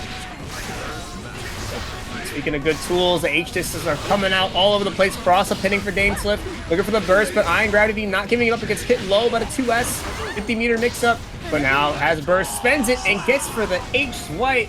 Goes all the way across the screen. I believe caught a jump start up there. I like that. Big approach. Try and get in. Pressure. Good parry. Went for the overhead, allowing him to get in. GravityBeam staggering away. They could potentially take the first match if they could get a hit here, but they're not getting it. Good tech on the air throw yet again. Jeez Louise, there's so much like good offense on screen. Slash will connect. No full combo. Allowing for the mash out. Throw. Back turn pressure incoming. Tries to bait out, I think, a burst there. What an interesting play. Didn't quite work out, so now forces the front turn offense instead. And DainsLeif gonna jump out from that weaker pressure. Slash catching the jump. Full combo here. Actually, just going for a little bit. This setup. Gonna set up one more time. This is a left-right setup coming. Yep, goes same side. Good block from IonGravity. But gets caught by the 2D. Tap Dust gonna close it out. Yeah, I'm seeing a lot of support for GravityBeam in the chat there, and I love to see it. I hope you guys are supporting your boy, but they're in death's store and they need all the power of friendship that they can get in this scenario. DainsLeif dominating their way through. Both players have a burst, but the health bar is so damn low for GravityBeam. Good tech. Doi. Oh wow. Yeah, guard point will go through that. But here we go, burst out from DainsLeif. IonGravityBeam in a good spot, resource-wise. 6B gonna catch the JH. DP for the 6H. Or flash kick rather, you're right. There we go. Air to air, finally connecting. Oh, I wasn't trying to correct you. I was just saying it. I saw. Oh, that's a flash kick. Like, sorry about that. Oh, no, it's all good. First. Oh wait, this is dominate for Gravity. They can take the first match, but the mash out from Dains. Oh, big hit. That's a full conversion. This should be it. Death. Bad moon will close it out. IonGravityBeam, an unfortunate early exit in top 8. DainsLeif with a clean ABBA. ParagOnline walking in. Right on now, the other side of losers, top 8. Coming in with the pink ABBA. Going in Zephyr, who I believe is another Leo? Am I? No, actually Johnny, excuse me. First Johnny we've seen today. Also the winner of Evo, shout out K-Shu. Evo winning character. Go ahead. I've got to say, I've still watched that set. I've analyzed all the other sets. I plan on making that like a proper thing. I've still watched the final set of that tournament, and it looks like it's gonna be a killer set between K-Shu and Red Devil. But this, it was pearlbot versus Zephyr, Johnny versus A.B.A. This matchup is very tricky for A.B.A. This might be one of her worst ones until she gets the jealousy. Then it's a pretty good one. As A.B.A. matchups go, but it's especially difficult because Johnny's pokes are long, very fast, and quite difficult to punish. But there we go. Okay, ParagOnline calling out the backdash after the vault there. Really good knowledge of the matchup, the RPS that's being played, showing the layer 2 already. But there we go, Zephyr running on in with that super fast dash that he has, but should get caught here. No, here's he gonna save. Crossing up and having enough time to uninstall. Building up that rage, a lot of rage here. Full stick of butter almost, but didn't go for the install there. Maybe a little blunder, but Zephyr gonna take advantage. Hard knockdown. Johnny pressure super strong in that situation. 6K into the low. Gonna pop the card and get the first round. You know, I just heard uninstall and I'm like, imagine a tournament run where you do your best to uninstall the game after winning a match and then you need to install the game before the DQ timer kicks out. That'd be pretty funny. True A.B.A. gameplay. True A.B.A. gameplay indeed. Tricky 2D, backing up. Misfiner into the low, that's a solid pickup, sends you back. Sets up the card again and gets it. I think that was either an overhead or a low. I don't know at what point that Misfiner landed, but it was very unblockable. Your mind was not guessing correctly. But ParagOnline has an opportunity. They do have a slight burst advantage, but they're gonna die. And it's a shame. Zephyr gonna go up 1-0, looking pretty solid with the Johnny, pretty confident, I would say. Yeah, for sure. ParagOnline, she's getting a little impatient dealing with that Johnny pressure, as understandably as it is to do so, because it just feels like it lasts so long. Because card pop, or if the card didn't pop, then you go meaty, and you still have to respect the Mistfinder, which is a frame trap, into the card pop, which is plus, into a dash in, into more stagger pressure, into 50 meter with Vault RC, with Mistfinder RC, and so it just never ends. So I understandably try to sneak out a mash, but it's not going to work out so far as Zephyr gets the first game and starts that pressure up one more time. Mistfinder cancel, goes for the deal. The 5-inch didn't reach. ParagOnline had the right idea to chase it, but wasn't close enough to do so. Runs smack into Mistfinder. Joker trick, not going to break the wall, but still a great spot. Boy, nice full combo here. Zephyr looking like the dominant one. I can see them winning this set without a doubt. But do not count with ParagOnline. They do need to build momentum, and as soon as they get it, they are able to steal it. But right now, it is Zephyr. They're dominant, they're in command, and they're certainly running it. But 6P going to convert, so the second hit of Rekka there. Decent situation, but the hard knockdown wasn't enough for Lshore install though, maybe? It's still stuck with that full stick of butter. It's not going to work if you're on defense though. 2K2D going to hit. Card pop for the conversion. Lots of damage here. Half the health gone. More than half. Fast make something count. There we go. Key grab gets bursted before. Go slash in. Burst out. Oh, RC. We're in there. No. Not quite. I was thinking with the wall pop maybe, but the throw RC is certainly going to do it. Put in the work. That's 2-0 Zephyr. Looking like it might be a clean 3-0 if this continues on. And now ParagOnline in a bit of a tough predicament. And I just wanted to say something. I know it's a bit late to say this. I see there's a lot of KI fans in the chat, right? Were you a KI fan? You ever played KI? I don't know the first thing about it, but it is a blast to watch. Every combo breaker, because I know combo breaker is like, it's the killer instinct major, right? Yeah. I am always in that top 8, at least not, obviously not playing, but watching it, because it's just like, it's just the ooh-ah game to me, where I just see flashing colors and everyone just slamming into each other full speed. I'm like, this is epic. I don't know what's happening. Okay, I'm just going to say this. It is the most interactive fighting game ever made. Really? That is all I'm gonna say. I mean, unless you're getting zoned by Aria and Thunder, then it's kind of ass until instinct. But until that point, like when you get caught in a combo, nothing's guaranteed, and that game is sick for that. But this game is also sick because it also has a combo break mechanic, like the burst, but it's not available to Zephyr as against Zephyr as well. Yep, here we go. ParagOnline already in a great spot here. Went for the classic JP frame kill into the safe jump, but Zephyr backdashed away. Johnny backdash, one of the best in terms of his overall utility. Card pop there off the far slash. ParagOnline using the YRC to get some space. Try to chase, I believe, try to guess on a backdash afterwards with that 5H, but Zephyr leveling up the RPS one stage first by just going for a raw button. Gonna connect to a full combo here. Wall break off the That's My Name. Not enough to kill, but this position is so bad for ParagOnline. Round might as well be over. Has me to build. Mistfinder gonna hit. Another Mistfinder, but counter hit. Burst is on the table, and both players are still considering if they should use it, and it's not a bad idea to use it, but you are definitely at burst deficit if you lose this round. No way! That's rough. That's insanely rough. Now that is the worst place to be asked, do you want a burst? Because you may have 2 bars, but your health is so damn low, you get caught again. And now ParagOnline has an opportunity to flip the steamroller and go the other way. Yeah, when you're playing a zoner against A.B.A, you don't have burst access to you. Getting hit by her sucks so much more, and here it begins. Backdash away from the 5, just barely for the Mistfinders. The Vault Raw gonna catch the JH, but ParagOnline spending the burst to get back in. Over gonna connect. DainsLeif gonna run out of gel spray, has to uninstall. Still building a bit back with that 2H. Vault deal comes out. Mash trade, so Zephyr going to be on the offense for a little longer here. Blocks the overhead, doesn't get caught by the little shimmy action. Backdashes away, but gets caught again. ParagOnline all over these escape options. Should be enough to kill. Oh, but misses the 5K and gets reversal supered instead. Oh, no. Knockdown. Zephyr with the knockdown. Oh, that's a beautiful throw. No meter, though. But they certainly have control. Jumps in. Went for the dash up. Baits the super, but the RC stays safe. JD get in. Potemkin like play, getting the kill. ParagOnline finally taking point. We are doing good. Good old hyperspace man person. Thank you. Yeah, pearlbot staying alive here. Oh, god of hyperspace. I read that as Godot. I also read that as Godot. That is the bane of putting multiple words in the same username. Sometimes they don't read off as easy, but it's okay. What we can read is the score: 1-2. Pearlbot looking to fight back. Gets another 68 round start. Great start, actually. A lot of gel switch to work with, and the burst gone from Zephyr. Gets a free gel switch pop. 5H counter hit is exactly what we see.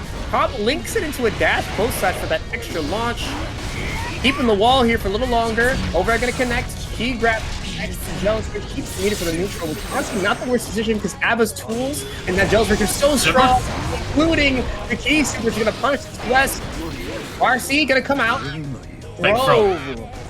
Big starter for Johnny. Yeah, and with Zephyr taking command. Look at this with the throws and all that. But you have to notice something here, JSAP. The difference in meter. Yeah, pearlbot is easily going to take the round because they could have done off a defensive play with that super, or they could have gone for a curb stomp with the RC. Either or, pearlbot was winning that round, and they were able to do it with that curb stomp chase. Oi. This fighter going to catch the 5H. Running low. I'm jump sorry. scare? That was... I would like to use the free camera to recreate that because that seems really funny from Johnny's point of view. Those such a jank interactions. Didn't even use the command dash to slide under, but just the partial invol from the forced uninstall running out of Joe's rage. That was super crazy. Okay, slides to get past and chase the backdash as well. Again, Zephyr keeps running away, but pearlbot chasing it down each and every time. One more hit will do it. Deflection gets caught. Combos from so far away. Gonna be a free combo into the key super, and now we're going to game number 5. That's footsies right there. That's footsies. Oh, I just want to yap about KI now. Okay. Yeah, I'm sorry. But JSAB, you know me, that game's cool. Alright, so in that game, they had a thing called Instinct Meter, which was an install meter. Everybody had an install meter in that game, right? And it was so cool. Characters like TJ Combo, like Green mentioned earlier, his instinct made it so if he died with full instinct, he'd punch the ground, send the opponent flying back, and his health regenerates a bit. Wait, that's the game is sick as hell. The game is so sick. Would I be mad if I was fighting that? Yes, but watching that again is so sick. That's awesome. No, trust me. Like, if you ever get bored, watch the deep dives of that game. It's insanely good. But just like pearlbot, fighting their way back. Keep in mind, this is a final match between these two, and whoever loses will get knocked out. You'll have to say goodbye to Lshore, and it'll be a sad day indeed. Ooh, does that catch the dash? No, barely recovered in time. 2H gonna connect though, full combo. Nice conversion here. Forced to uninstall though. He's gonna run out of gels before a full combo came out. Nice conversion, going for the air confirm to land just before the uninstall ran out. You get some more gel switch back. No hard knockdown though, so has to play a bit of neutral. Oh, he's super. Gonna punish Fools. I believe a misstart trying to start up. Over gonna connect and punish. I believe Zephyr went for a wake up throw there. Zephyr not blocking and paying the price very heavily here. There's another 6B counter hit. Goes for pearlbot. You can't backdash there. The flex shield. Full bar gel straight. Another knockdown. Zephyr, please. Now, JSAP, the question is, does Zephyr steal this back to instead of double Luigi? You know what? We've just been answered. It will not be happening. Pearlbot. Absolutely not. Closing it out with the perfect. Gonna get that. They're Gavin, right? So if you see the name Gavin somewhere else, that will that's the same guy. That's the same guy. The no mix-up. As we get the white wall of assault into the 684. All the behemoths connecting so far. Lurry first to burst early. Little tickle from the machine gun into another behemoth hitting. All the behemoths coming out. PRC, the classic high-low. Whoa! Fast canceled into the 248. A perfect start for Kriby here. Also, Monkey D. Lurry. That is a pretty good name. That is a pretty good name. I agree with you. Oh, but the Gav tour. I hate that. Why did I read that out loud? Kriby, it's early on it. Quite well to get in. Running the pressure. BRC 11 for a pickup. Nasty play. not enough to kill. But if that was any other hit with meter, geez, might have been able to. Laser! Whoa! What an air throw there. Deflection to keep the spacing away from the laser. Really good awareness from Lurry, but out of burst. Gonna be scared to get hit by anything, and does. The counter at 2S gonna confirm into the 684 one more time. Kriby, Lord Cribbington, as the maidens call him, is now up 1-0 on the set. I see, yes. That is indeed what they are calling him. Lord Cribbington. But, you know, you're probably feeling confident, right? You're playing into, I would consider, a weird matchup, right? Without a doubt. Faust is a weird matchup. May have been around for God knows how long, right? This character's been around for ages. So that is the positive. You definitely got the knowledge, especially players like Lurry, Skullduggers, and CPU within your scene. You can imagine Lurry, like, not Lurry, so you can imagine Gavin being all like, yeah, I'm used to this. Or Kriby even. We'll call him Kriby, because the name is top left. Oh, good block. Hammer coming down. Being super safe from the white wall assault, but forced to burst. They did not want to hold that 2K behemoth. Good blocks on these mix-ups after the PRC, but gets thrown at the end of it. 2K2D on the cross. We're going to connect. Full combo here. Wow. What a confirm there for Gavin. Yeah, and another thing to note is that you don't want to give Goldlewis health items. Like, I saw that banana pickup. I'm like, I can't imagine that run went down to the wire. Jeez. Oh, almost got a second banana there. 6H block. Went for the minigun. That is risky after 6H, as it is special cancelable. Oi! There we go. Lurry finally building some steam here on the cross-up. Scarecrow, full combo to into a bone-crushing excitement. Going to go straight to the wall here. R knocked as well, but Kriby has 50 meter and 50 burst to work with. Will we see any use of it? No, gets caught by the JD, and the JP reset into the close slash counter hit. Little hole-in-one action for the BMs going to round number 3. Lurry looking a lot better, but gets caught by the JD. That's not a good start, as Gavin has such good cancel routes with the BTs. Some of the most I've seen from the character. I honestly forget sometimes that he has it, because you don't see it too often, but Gavin making the most of it. Oh, the top level players will make use of those beams. Oh, Jesus, the way those beams work. One of the common ones is that there's a behemoth that sets up a guaranteed 46, which is by far one of Goldlewis' best behemoths on plot. Oh, Jesus. Good pickup here, Lurry, going for the left-right side, but you don't know which side it is until it hits. And just like that, Gavin's going to go for the wall. And I've got to say, this is probably one of the most mid reactions to this, not going to lie. Very mid. Very mid. Pretty whatever. Compared to the later ones, especially. Gold burst gets baited but not punished, as it's really hard to punish that. We're going to connect anyway, though, and seal the deal. Lurry tying it up very quickly 1-1. The adjustments were made, and the adjustments were effective. You know, crazy one, JSAB. I saw someone say that the Nagoriyuki reaction is mid, and I'm like, what? That's the one where his mask breaks. The mask break is pretty good. Yeah, like the mask breaks, he's like, bruh, like he's sore. But what's the best one? Is it Jacko with like the mini Jacko, or would it be Happy Chaos with the slots? I think the Happy Chaos slot is amazing. Yeah. I'm trying to think of my other favorite ones. I like Dizzy's a lot. Yeah. Who else is Slayer's funny. He does the thing where he's like, I'm alright here, no worry about that. Money's fine. Boy, game number 3, heading into it. Pretty good item to start off with. That's a little Lurry. You start off with pressure. The White Wild Assault. You gotta be wary of it. It is the gap breaker. Oh god. Ruined by your own banana. Holding the Goldlewis pressure. Another White Wall Assault from Gavin. Not afraid at all. Once for the run-up throw, but gets back dash into a back throw from Lurry. Counter system. Gonna catch the close slash. Bomb online? Yep, so actually Gavin has to stay back. Ducking under the minigun.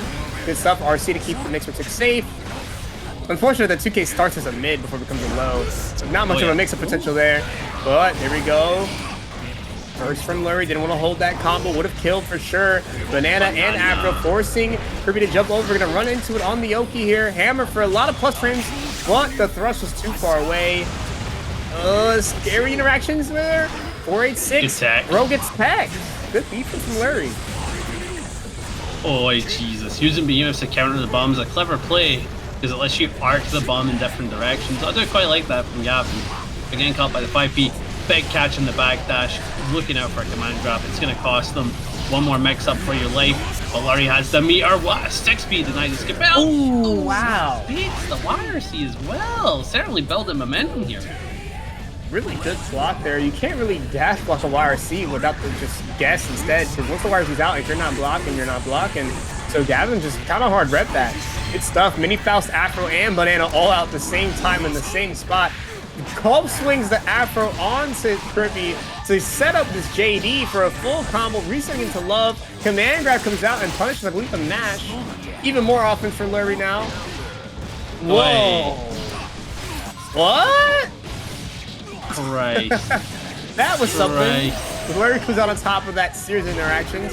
Kriby has 50 meter, goes for 6-2-4, 6-8-4 coming out. Cross of Jage gets traded with on, I believe, a 2P. Afro comes out, but just Lurry runs through all of it for the throw, doesn't care. Knew that Kriby was going to stay still, and now we're going to round 3. Nice. Pretty good back-to-back. You could definitely see this going to game 5. Who knows? Who knows? But so far, Lurry with the JD. Afro's going to pop in a pretty bad way. Oh no, never mind, because of the burst. It was a good one. And that allowed them for 2 items, 2 key and important items that allowed them for even more. Another key item that's going to allow Lurry to do some another wacky shenanigans like cartoon. Woohoo! That was crazy. Had to scramble to avoid the entire behemoth. The PRC didn't time to punish. But here goes another burn it down. There's doing a good job of getting past it and does it again with the wall assault, which connects into a free command grab to involve the entire thing. Whoa, what a PRC. Faked out the cross up RC to get the meters hit same side, and Kriby just was not ready at all. Lurry 2-1 now. I would say Lurry is by far one of the nicest players. It's a shame that they play a character like Faust, right? I would argue one of the weaker characters in the roster. Like, if you compare them to what the top-notch characters are doing, right? Like if you look at their normals and then compare them to Ram normals, it's two different games. Oh no! It's two different games. Coming back. You good? Okay. All right. Well, we got it from here. Final game, like maybe if Lurry continues this momentum, could be the final game. Again, game number 4. Kriby stuck in the corner, holding the combo. Oh, nice throw, able to put him back into the corner. Has burst to work with, but the 2P mash, a pretty good one from Kriby indeed. Bar slash, 5H. 6-8-4, RC, you get right back in, gets the 2K and they confirm, and they use this to set the side swaps. This is brutal. Nasty offense. Not going to be able to kill, obviously, but it's allowed them to gain quite the health advantage. We're back here. Kriby looking on the back foot here. Okay, but there we go. Lurry setting up these situations. 5P, 6P. That's super minus on block, but White also didn't punish it. Well, still got the little PRC sneak of the JK, Jason. And now Kriby starting this game 4 up around, looking to bring it to one more game. But the Jage counter it, not going to connect, but Mini Faust is in the pocket. There he goes. Trumpet as well, though. But throws through it. Knew that Kriby was going to wait for that Trumpet to come out. But that also opens you up to get thrown. It catches the backdash with a command grab. RC for the OS. And full combo for the wall break. Nice. Going for the thrust, but not going to get anything. Beautiful cross-up mix. Beautiful counter hit. But Goldlewis cannot confirm unless they use the meter or the security for the beam of cancel. And now they have to deal with suffocating neutral with those items. Now that bomb is good against the laser. Oh no, it went flying back. Never mind. That could have been a very nice bomb. Ooh, White also trades with the love. Goes for it again. Gavin not afraid to spend that cash to skip the neutral. And it pays off entirely as we get a game 5. Kriby with the suffocating corner pressure, forcing Lurry to die there. Again, Gap Assault's really doing bits. Am I allowed to call it Gap Assault? Is that allowed? Gap Assault? I think that's the last thing you could call it. Without getting some weird looks. Gap Assault. I'm going to call it Gap Assault, right? It is an assault on the term gap. I agree with that. Bye. And back at it. Game number 5. We're definitely seeing that the main deciding factor is the gap assaults. Can't argue it, right? It is gapping. So for Kriby, I don't think we're going to see many changes to their game plan, which is look for a thing that is available, right? Like an item toss or 6B or some big normal. And Lurry is going to look for ways to try and set up items and fight their way in, like we have been seeing. His game plans are working. It is working. I'm understanding the 2H on block now. First I thought it was in his input. What it actually does, since Goldlewis flips himself upside down, it lowers the afro so JD won't hit it. A few characters can do that. I didn't know Goldlewis was one of them. Which is really funny to think about now. Pretty good to have. And he Faust on screen, so and the afro, the trifecta of good Faust offensive items coming out. Here we go. Only one gonna frame trap. Wait out, bomb not as well. Kriby's done a pretty good job dealing with it, but it gets hit out of the hurt box at 2K. Try to send it back, but the trade will be worth it for Lurry there. Lurry on set point now. Backing up, mini Faust in play. Gonna be activated. The angry little guy moves. But what a shot and push you back. Look at that. He's got the trumpet 6P into the weight, allowing for a decent combo, getting the corner spacing, but no, Kriby just jumps right back in, cross up to avoid the super, but Lurry with the other barometer sticks right back in. 2P. Beautiful on here. Kriby certainly put in the work, but messed up with that meter usage, and just like that, it's gone. Gone indeed. Love coming out from Lurry. Wall assault through the gap between the scalpel. Low overhead, good blocks, jumps between the 4-8-6, but doesn't really save you from the pressure. He's got to hold more of it. J2K countering, but the love not going to convert. So we're going back to neutral one more time. Scalpel going to hit here. No, it doesn't. It actually recovered in time. Bomb in play, but there we go. Kriby finally making use of the burn it down in their favor to bring us to last game, last round here.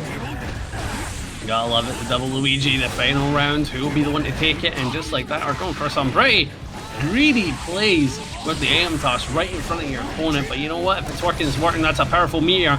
No wild assault in sight, so Lurry's a bit more confident at that full screen spacing. But there it is. The ding is kicked in. Kriby has access to it now. We could see it randomly placed. But what a meteor! From the bird out. Double 3 as well, but the J2K going right over at the good timing. RC for the conversion, put out a mini Faust, a bomb, and the trumpet. Bomb comes out. This is going to be good for Kriby though, but didn't hit as a combo. Unfortunately, forcing the drop there. Trumpet out. We're going to route over it with the mix, forcing the burst from Kriby. And he guns out. There goes a banana. Extra block stun going to make that scalp a lot harder. 6P through, 2 bombs out, 3 bombs out. And another attempt to send it back. It's thwarted by... What state or area is that? The CFL local? Is that California? Central Florida. It's Central Florida. Yes. Right. Okay, so you guys gotta keep in mind, I'm Scottish, so I do not know a lot of these abbreviations for like American states and like areas. Like when I kept hearing SoCal, I said this before, I thought they were talking about Soul Calibur. I'm like, oh, SoCal player. Oh, I like SoCal. I'm a big fan of that. Cool series. Oh, these two know each other? Oh, I believe, now I think about it, I think Eternal's also from the Florida scene, so a bit of a local action at the on the online scene here.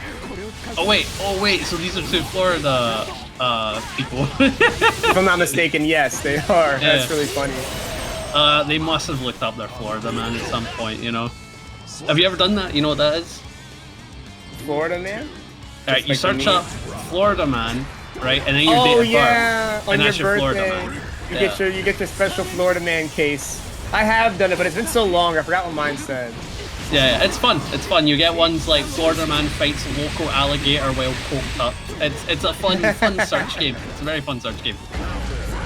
But here we go. Eternal forcing the burst out from 9. Not wrong to do so when you're down around, especially if you can bring this round back.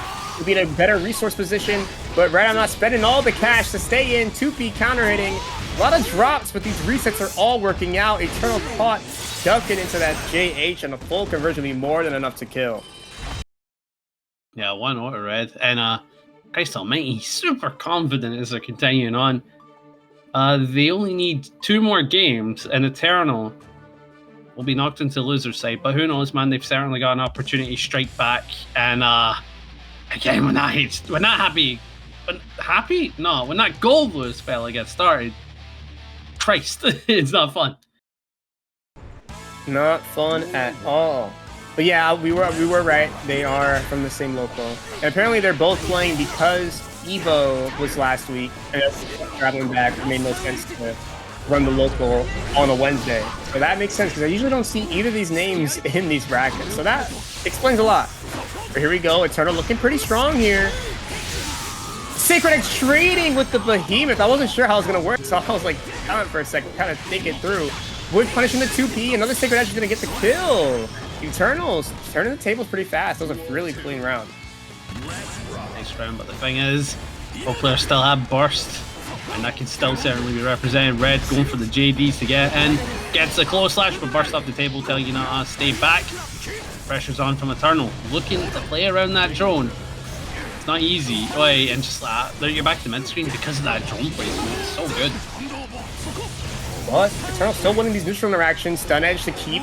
RedIAmNot at bay. Really good knowledge so far, but the JD sneaks its way in. Hard knockdown. Little drone there. Not too much. And there you go. Good 5P. Eternal with pretty solid defense. You can kind of tell that these players know each other through the way they're playing each other. Eternals have some really good matchup-specific knowledge. The JD is, in fact, not safe. RC should be enough to kill as the Behemoth comes out and brings us to a round 3. Here we go. Red looking to try to jump their way in, but the 5P, 5P, 2P keeping them at bay, checking their jumps every goddamn time. 6 feet, dire clat, far slash. Oh, the drone for the pickup. Cross up. Same side, gets blocked, back just away from the 486. Both players in the neutral, JD's coming out. Fudorar to lock down that air normal pressure. IB on the dire clap, but no punish, but the pressure's still gonna be on regardless. Oh, that is enough to kill. You're just dead. See ya. Wow, RedIAmNot up 2-0 here. 2-0, but it's close, as some would say. But Goldlewis just making that damage differential very apparent. Yeah, I've said it before. The rounds do not represent the games, is the best way to put it. Because those rounds certainly going a little bit back and forth. We're certainly seeing some good gameplay from both sides, but Red is able to close that gap. The first match, I would say, absolute Red domination. Then afterwards, I'm like, you know what? Eternal was clapping back. Oh god! Indeed, Eternal was with a double GD. Oh man! I absolutely love this mod, Leo. You gotta send it to me, man. You gotta send it to me. Big fan. Yeah, it's so good. Biggie. Ugh. Takes projectile, jumps in, goes for low, and just staggers away with 2k2. The Red expected a special cancel, and that's allowed them to build up the risk against Eternal. A pretty good damaging combo, I would say. Yeah, using the 6k though, I believe to stay burst safe, because 6k is really low with nice knowledge, but good by RedIAmNot to stay disciplined and not bursting. Gets rewarded with the fattest combo ever that somehow killed. What even was the starter there, Panda? I couldn't keep up. It was a Behemoth for sure. There was no way that was a normal. If it was, then, Christ, this character. We gotta have a conversation. Yeah. Okay, another full combo. RC, bouncing off the wall. We don't have enough skill here. Thankfully. But it's such a good position for RedIAmNot anyway. This set might as well be over as the 2P connects. Hits out of the Food Arc and a perfect round. We'll be moving RedIAmNot to winners finals. Certainly a big shot waiting to fight in the Goldlewis mirror in the winners finals. Jeez Louise. Level Millia, probably, versus a pretty nasty Goldlewis. Who knows how this is gonna go down? Off to a very aggressive start. So many behemoths coming out from Kriby, as we've been used to seeing so far, especially from them. No white wall assault though, doesn't seem to need it, as they get a massive conversion. 6-8 into the 4-2-6, connected with another behemoth to break the wall. So much damage already before 26 even passed. Far slash with a nice conversion from the JD. Perfect round from Kriby to start things off. Goddamn. Oh, 2k. So far, DainsLeif certainly having difficulty. Might need time to adjust to Gavin's Goldlewis. Pressure, able to get the hit. Pressure, onto the reset, into the throw. This is nice, you're able to set the disc. Goes for the jump in, another throw. playing like a grappler. I'd have me another one. Oh, shimmy play. I like that. You see that? Yeah, I did. It worked out too. DainsLeif keeping the pressure going as well. I think it's a slump opportunity. No, they didn't even need to go for it. They go for the positive bonus instead. There goes the white wall assault, but DainsLeif ready and jumps over. The burst is gone, but not offense as we get a meaty 268 to connect as a counter. He was super dead there, DainsLeif. But nice barrage to go around both Kriby and the drone, but drops the combo. But baits the super instead. Nice way to back off. Good patience, good discipline from DainsLeif to not get too over-aggressive extending despite the drop. But here we go, round 3 already.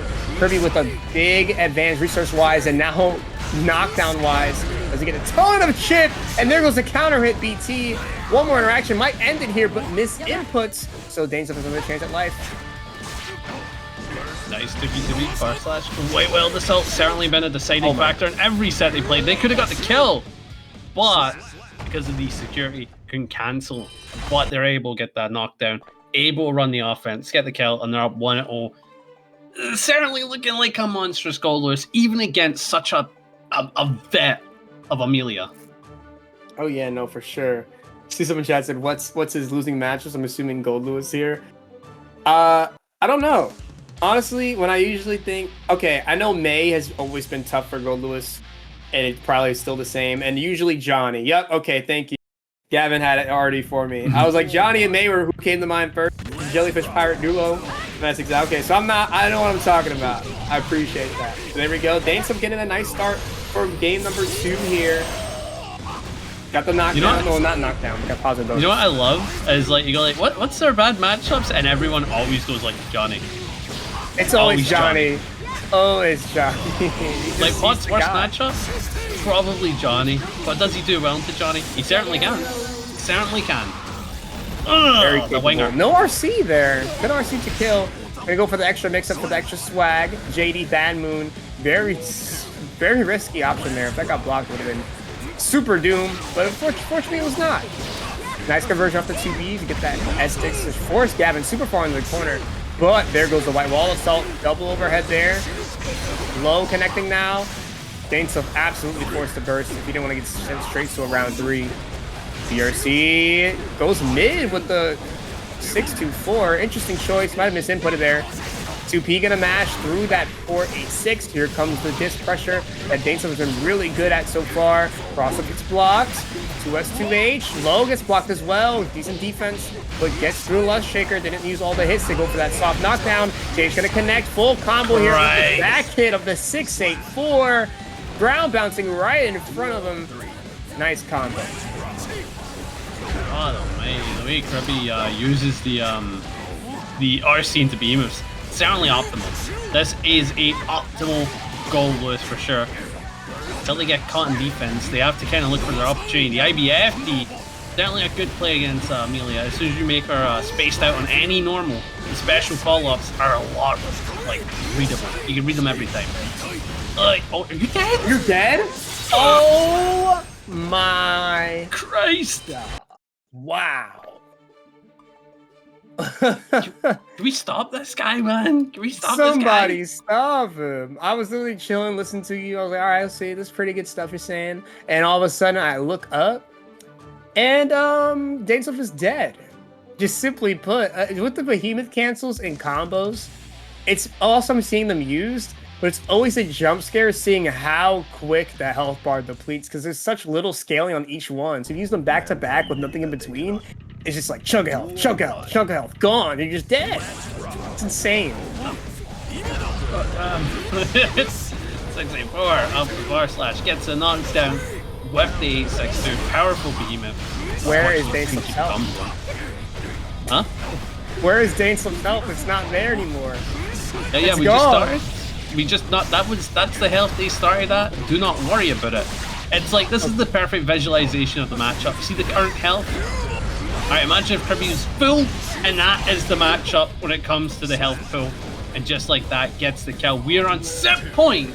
Could knock out quite the veteran of Millia right now. Boy. Oh, mistimed the backdash, try to get away, and is paying the price with their life here. Look at the damage. Had enough for 50.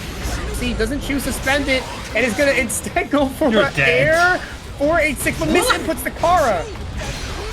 But the double 684 was enough to kill. Perfect round for Kriby. Didn't even need the Kara to kill. You're absolutely right. But let's get into it. It's gonna be an interesting loser set, and you know, whoever wins this will be facing Gavin in losers semis, which will be very interesting. Of course, 2 Goldlewis in the top 4. You got a hell of a gauntlet ahead of you. Oh wait, nice DP. Trying to approach close slash 2S, has the meter to work with, but Eternal just holding on to it, doesn't want to use it just yet, wants to play cool, uses it to stay safe, has a bar for Wild Assault, could use it for the confirm, but opting to stay meterless on the confirm. Clever play, as that's going to allow you to get a massive advantage if you win this round. RC to keep the pressure going. JD try to sneak it out, but Eternal timed that close slash just right. RC to make sure the kill is nice and easy. Eternal off to a good start. Ooh, but the far slash from pearlbot can bring straight into the key grab. Not enough to get a crazy reset with the Jealous Rage. It still has so much to work with the positive bonus. It's going to snowball really fast. But what a well-timed 6P from Eternal. Really hard to anti-air that button, but Eternal making it work out anyway. RC forcing an uninstall. Still a little bit plus there, so the 2P going to work out. More pressure incoming, but DPs again. Pearlbot not showing the DainsLeif just yet, so Eternal just catching these gaps each and every time. Oh god, good jump. Plus has to uninstall due to running out of bars, so Eternal still in a good spot here. Good 6P on the JD, not allowing Pearlbot to sneak in any of these air hits. Is that enough to kill? Oh, for sure. Double Dire Clat seals the deal. Eternal looking very solid in this game 1. 1-0 to the big man. And, you know, they're probably feeling very confident, right? The way they've been playing neutral, keeping Pearlbot on lock, and denying a lot of the jealousy, I guess. And the damage you've been getting off some of these combos. Very, very nice. But you're heading into the next match. Pearlbot, a bit of an adapter, so maybe she can clap back. But who knows? Who knows? It's gonna be it's interesting. So Eternal right now, as long as we're just keeping decent spacing, using 5H, 6H especially, those Kai buttons not only cover like pretty low to the ground, but also pretty far out. So it's decently difficult for A.B.A to get over those with either the command dash or the overhead. Well, not the overhead in normal mode, but the hop kick. So keeping that spacing to where you can just stay super far out, it's proven pretty difficult. But Pearlbot finally getting some momentum. Overhead connecting, not getting checked by DP anymore. Eternal pepping the brakes on those, probably looking for Pearlbot to adapt by slowing down, but Pearlbot just keeping the pedal to the metal here. 5H whisk, 5H whisk from both sides actually. 5H gonna connect this time, punishing the 5P. Pearlbot now looking a lot stronger. Yeah. And on the positive though, Eternal does have that Wild Assault available, and you know that's very strong on Kai, especially off a far slash or 5H. Close slash pickup, H projectile setup. Now we're staggering away with electricity state in play. Certainly could get a good combo if a HDP lands, but we'll take the 2P into the super, cashing out. Decent damage, of course, after the hard knockdown. Pearlbot fights back, doesn't give a damn. Oh, reversal super catching the 5P. Eternal going straight in, looking for the DP now, and there it goes after the second close slash. Pearlbot a little more aware of it now, though, so we'll see if we change anything up. We2P, it's H gonna get blocked. Sacred Edge with the guard crush, gonna catch. Pearlbot mashing, super big damage. Well, actually not that big of a damage, but the 2D working out, catching the movement. Dire Clat to bring us to a round 3. Pearlbot with a huge burst advantage. And what a great situation to start things off, punishing the them different with the far slash, built up that Jealous Rage, but the DP again, catching every single gap after these buttons. Nice. Gets the Rika follow-up, that's going to allow for a knockdown, but they're chasing out, gets the corner, good uninstall into the throw. Well tech from Eternal though, can certainly still hold it, gets a bit of jealousy to take you to the halfway point, but what 2H from Eternal, getting the knockdown. Because of that, they've been able to take a decent bit of screen space, but that's super certainly going to be an equalizer. Pearlbot needs it to uninstall. Has a bit of jealousy, but it's all about activating it. I don't think Eternal's going to let you at this point. You've got no meter, you've got no burst. If they can hold the corner... Oh no! They managed to pop it! Oh, you're dead. Yeah, over connecting the last bit there before the range ran out. Gonna get the full charge super here. Only a little bit of Jealous Rage to get extra damage, but that pixel of health that Eternal had left, that's more than enough. for ParagOnline to even the score, 1 apiece. Again, as soon as they get to activate that jealousy, it can be game over. And Eternal had a pretty dominant scenario with the corner there. They certainly did. You can't argue it. But they were unable to deny ParagOnline's usage of the install, and it cost them. And that's the nature of A.B.A. Like, she goes from being one of the crappier characters in the game to at least top 5, right? An amazing character when installed. Is this Cap? Maybe. Yeah, no, without a doubt. Yeah, as this Kai also has his own install, which we forget about here and there. Oh, but Eternal might be that's a bomb to install right there. Oh, hey, it's a bottom 2, but there's only so many installs, so that's not that bad, generally speaking. I would love it if someone analyzed every single set of Kai in tournament and did a ratio percentage of how many times Dragon Install has been successful. I would love to see that, all the stats, but you'd have to get really nerdy and you'd have to look up every goddamn term. But Eternal, taking an important round. Yeah, definitely a big round to take the lead. This 1-1 is always some of the most important games for momentum in any tournament set here, because going up 2-1 for the winner is so good. Going down, that could be so bad, especially if the game is close, could be really bad for the mental. But here we go, Fudarark with the shock state still plus, but what a mash with that 2K, one of the longest 2Ks in the game, funnily enough. Really good at checking walkbacks. Overhead into the cold slash 2S to break the wall. Still has a lot of gels for it to work with. JS gonna counter it there. Should be enough to kill. 5K 6H. Oh, go for the cash out. Yeah, I love when Atlas do that. Going for the key grab to unstick up the wall. ERC to stick again with 6H. Install again, and that builds so much gels rage to make sure that that gels rage super does the most damage possible. Yeah, it's disgustingly optimal, Joose. Oh, nice send you back. Has the burst, but no longer available. ParagOnline has the advantage now. Good back throw. Pure cat behavior. Beats the DP, and this is deadly. Sure, it wasn't a counter hit, but you're talking about some solid damage. And again, optimizing on jealousy. That is the last thing you want to face right now. Oh. Jumping, so not going to be too bad of a spot here. 5H into the Donzai. Another key super. Jumps again. The flex shield doesn't save you all the way, but there we go. Donzai again for the confirm. ParagOnline not letting Eternal leave the corner whatsoever. Bringing it back, and it's now up 2-1. God, every time that key super comes out, yeah, it's just domination. You can't even stop it. Like, once it has been implied, it is just the case. There's not many counterplays there. I've seen people do like air FD to like land sooner, so it's less plus. And you're like, that seems smart until the A.B.A. mains realize, oh, if we run under them, we can set up a left right. Very true. If you run under that, you can get so many weird situations. You have the time as well. If you're close enough as A.B.A., you can still make some mix happen. You are less plus though, so from a distance you may not get that guaranteed high-low mix-up that makes that super so strong. But here we go, game number 4 getting started. Both players kind of even so far. Eternal with a decent health lead, but a big 5H will turn that momentum in ParagOnline's favor very quickly here. Full bar gel to work with. Go slash downside, trying to check for DPs. Eternal not showing it, so gonna get a free Kara into that P super. Really hard to mess with. Oh, tried the JP as an air-to-air, but it's actually ducked under by the JH. A really weird hitbox interaction there. But now ParagOnline in a fantastic position. We're gonna bait something.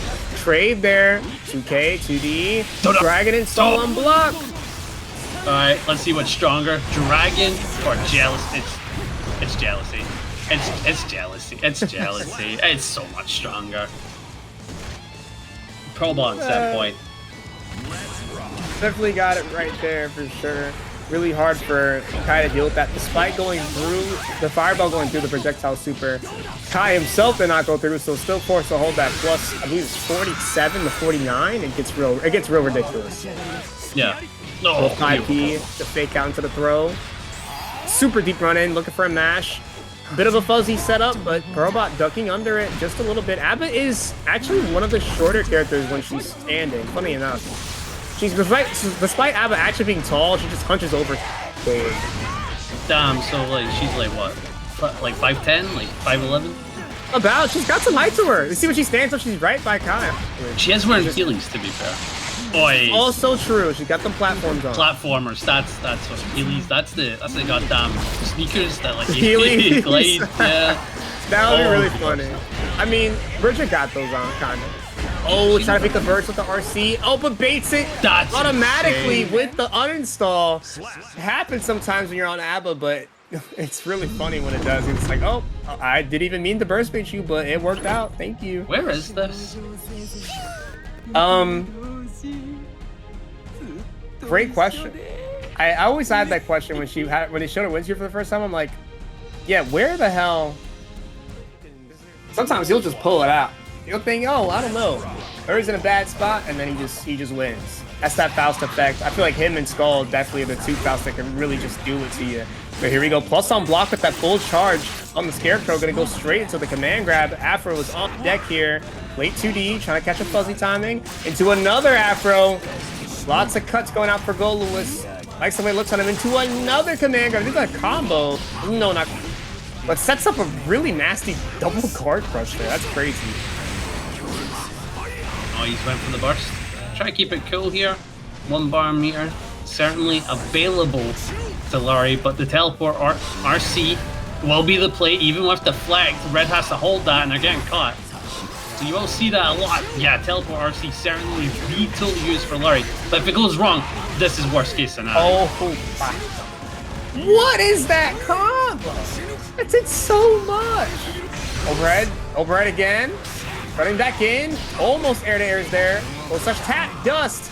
And yeah, again, despite Lurry looking to be in the worst situations possible, he just pulls out. Truly a really good play from Lurry. The Giants stay in here. Good love to hold down the space. 6H, try approach. There's the mini boss. My son's putting in the work, but they have to use the weight. And it's not going to work. The drone certainly holding the space, allowing Red to approach. The corners coming into play. Now Lurry has to defend for their life. Not giving a damn, approaching. Didn't get the donut in time. I was watching it the whole time to see if the block someone push Red into that donut, but no, it didn't quite work out for them. Here we go. Lurry trying to go for that delay, holding that scalpel out for the thrust, but didn't quite work out. Red jumping over, burst out though on the air there. Hammer kind of protecting Lurry from the drone. Red couldn't really run up on it, but oh my, every time I blink, Goldlewis gets one hit, Red converts into an RC, and then the health bar is just gone. Christ. That's the nature of the matchup, right? You're either going to see Faust get away with shenanigans, or you're going to see, like, Goldlewis murder the health bar. And this is actually quite nice. Could have got a burst safe routing. Yeah. Unfortunately, continued to confirm. Allowing Lurry to fight back. And he needs some good items, man. They're getting some kind of okay items here and there. Boy. Ooh, good jump over. Helpful. Full punish as well. That's a street coming fire in, jump. YRC. It's hard knockdown, double. Item comes out to bomb, not the worst. It's something. Yeah, pressures right into staying still. So gets the Afro off. Afro's on. So the overhead gets blocked. Even more pressure. Tried to set up auto times command grab, but was a little too early. I read I'm not gonna get that. I think the vision was that you grab before the pop, but the pop happened on the grab. So maybe they were a frame late. Who knows? Maybe it's that tight. Because as we know, Lurry is the master of that character. They have him down to a T. They're sick at the character. So maybe there was a slight miscalculation. I mean, the slightest miscalculation to mess them up there. And Red's going to take that round. Don't get me wrong. Red was already looking pretty confident in the round. It was more likely they were going to take it. But who knows? Maybe if they got that throw, different timeline. Ooh, yeah, no, it's tough to say. I don't know, but I believe in the Lurry factor. /2H, hammer out. There goes, I believe, a trumpet. Oh, but miss. That couldn't have been on purpose. Really tragic. And now you're eating so much damage. You have no burst to work with either. Oh no. Time to say goodbye. Oh no. No clean hit, clean. so they get the extra. Yeah. I figured it killed with clean. Possibly. I think with the extra 2 drones would have did it, but the overhead going to connect regardless, so RedIAmNot still taking that first round. JK coming in late, catching whatever Lurry tried to answer, but another massive combo opportunity. Wall stuck super early, didn't get the wall bounce, but look at the damage. Didn't even get a burst back yet in time, and now going to get it back, but it's honestly too little too late if you can't win this here, Lurry. It's tough. Wade comes out, knocks RedIAmNot out of the air with the 5K, but there goes the burst on again. Mini Faust comes out, but saves Lurry but the Super PRC gets interrupted by the active frames on that Behemoth Typhoon. RedIAmNot not letting Lurry play the game at all. Now up 2-0. This is what I mean by, like, you absolutely see Red being the winner in this set. This is it, right? If you're a Faust believer, I love that. I love you for that. But at the end of the day, Christ almighty, Red is a behemoth. And the pun is intended. Typhoon? No, okay. no Typhoon. Just a behemoth, a tyrant, if you will, in that character. Christ almighty. Low, sneaking it in, baits the burst on top of it. No security to cancel the behemoth, but still did so much damage. Perfect from RedIAmNot, 1 away from sweeping it with a 3-0. Good job, bud. JD in the way in, looking for an opportunity to get a clean hit. Keep him in with the set point. Can certainly get it. Any good hit. Lurry is just fighting for their lives, not dying. Not today, not any other day. Good JD. Oh, a 5K. Yeah, pretty solid. Caught the low jump arc of Goldlewis there. Going for the hard knockdown with the bone crushing excitement. Faust is not the most insane Oki. Not the craziest to talk home about, but maybe can get an item out. 50 me on the side of RedIAmNot too. Might be not the best option to jump in. Goes for it anyway. 5K 2D. Glove comes out. Scalpel. Both backing up, but drones on deck, so it gets a lot scarier for Lurry. Now holding the plus frames. The flex shield force. RedIAmNot may have been a left-right mix-up. Oh, no. Yeah, this is the scary thing, because of the quick RC, they're able to get the super. It's not a clean hit, but it is 1080, so a ton of damage. And Lurry really wanted to make Red use that meter defensively, but it was really impossible after Red set up that drone. It was kind of over at that point. They made the approach, they got the kill. But let's be real, we all do. We all absolutely do. And it is human to show that, in my opinion. I feel like you gotta show that. But of course, still show love to Kriby, still show love to Red. At the end of the day, you know who you want to win, you know? Oi. Oh, beautiful forward slash. Taunting Kriby down with those forward slashes and Rekkas. 2H for the reset, but Kriby checking with that 2P. Going with the level 3 drone. Same side low. Good blocks from ParagOnline. Not getting hit by any of that wire seed to avoid any more pressure. Understandable reason to spend the meter, but oh no. Oh no. Okay, could have get more. The cross of JH doesn't convert. Went for the sneaky reset. But yeah, Skyfish, such a good option to close out round. So much chip damage. ParagOnline not ready, gets caught in the air, and that'll be the first round. Why? Oh, good backdash. Aye. Oh, stare down there, but there goes the JD. ParagOnline's kind of looking for it. There, yep, that was exactly what ParagOnline was looking for. She got it this time for 6P. Force's going to connect, 2H for the confirm. Lots of damage here. Uninstall, reinstall with the super. Hard knockdown, and look at that Joose where she's extra mad going into this next situation. Oh no! 2P. 664 RC, going over it, going low. YRC, well defended. And I think Gavin, not, never mind. Never mind. Gonna be able to kill. Go up 1-0. Didn't even give ParagOnline the time to get the burst back. Wow. Kriby, that was really good defense. Really good awareness using the 2K, which I have now learned is YRC safe. I did not know Goldlewis' 2K was YRC safe. Got that punish. More than enough to kill. ParagOnline not looking weak, though. Definitely a close first game. Things were back and forth, but Kriby only needed that single good interaction, that single blocked YRC to just pile on so much damage. Combine that with the chip he slowly builds from those miniguns, from those block string pressure with the BTs. Christ. I get these, man. I don't get how people get those ribbon guns, but I'll tell you something, you're sick in the head for it, and I appreciate that. Nice. Look at the wrist, though. Okay, but snuck in the 5H, so now that wrist's going to turn to a lot of meter gain instead. 5H, RC, into the overhead, get YRC, though. 5H gonna go through and ignore the drone. Do that hit. He grabs, do we get the wall break? We do! Good Nice combo awareness. Yeah, and I quite like this. You've got the hard knockdown. Look at the jealousy. It is at maximum. Doesn't matter what drone you got because it ain't gonna even come out. This ParagOnline takes that round. So far, looking pretty decent for them, but Burst is available on both sides, and ParagOnline, she's sadly getting hit. Gavin's in. Resetting with a 268, but misses the, I believe, the close slash TG, gets forward slash instead. ParagOnline looking for the space, was saved from the white wall assault, which I thought was a really smart decision to prevent the install. Didn't quite work out, but the burst comes out from ParagOnline, and it doesn't save her as Kriby gets that double behemoth to come in. Duel 3, Kriby with a massive burst advantage. Bar slash, behemoth comes out again. 2K, bit of stagger pressure, both players taking their time. Overhead gonna go over the 2B. ParagOnline in a nice spot from that as well. 2H to get the wall stick. Uninstall, reinstall, hard knockdown. Full stack of burst for Kriby. Did we use it? Oh, what a sneaky cross up there. Slow. 268. Bar slash, behemoth. Big behemoth. Oh, what a bar slash to deny that. Oh. But the uninstall just cost the ParagOnline. Now they're at the corner. They may have a bar, but in it's B. Look at the jealousy. It's so small. Wait, no, the hit brought it back though. Oh, it's so minuscule. Can't do much. Ooh, really scary hit, but didn't RC. The RC try to step up fuzzy, step with the JK. It was too slow on it though.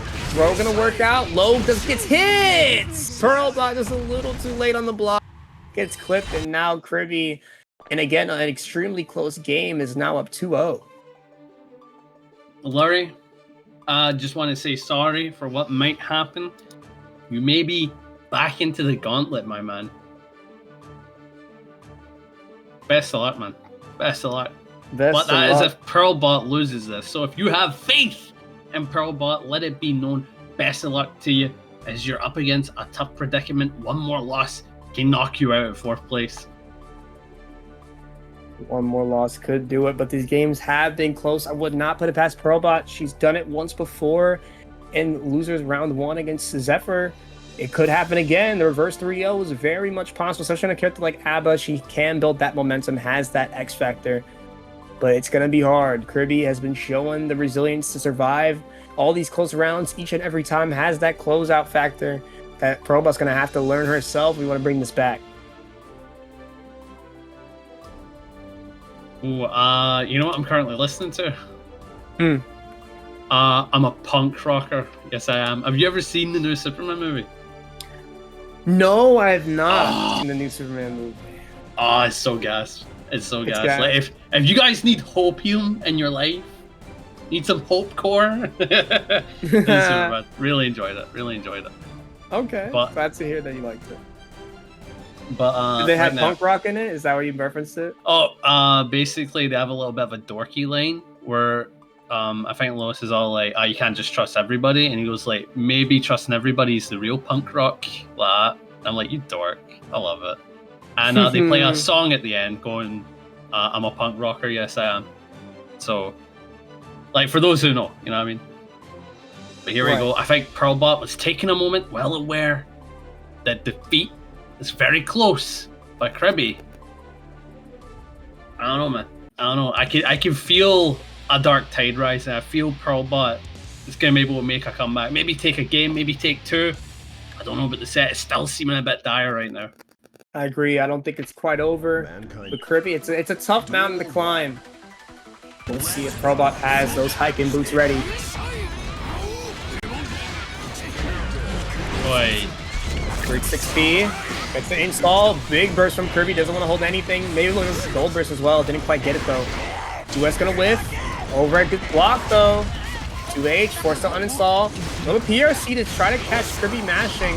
But again, just staying patient. Now the burst is going for ParagOnline as well. JD connects. Now the pressure is on. ParagOnline trying to backdash away to get some more use out of that Jealous Rage meter. But that greediness will cost you. JH cross up and barely connects into that 6-2-4. Kriby now in set point. Christ. 2S. Try and play it cool. Gets in. 6-8-4. 2-6-8. 2S. Beautiful 2S. Try and get in, man. JD. Very nice for the knockdown. Kriby on the offense decides to play the shimmy gameplay, but not getting that final hit. Do keep in mind with the 7-point, any hit is death right now, and this is just jumping away. Oh no! Okay, the wall stick actually saved ParagOnline there. Didn't get enough damage off that 2-4. Ooh, wow. Hold on, it's not over yet. Good blocks. Deflect shield. No, just gets hit by the cross up. Perfect round from Kriby.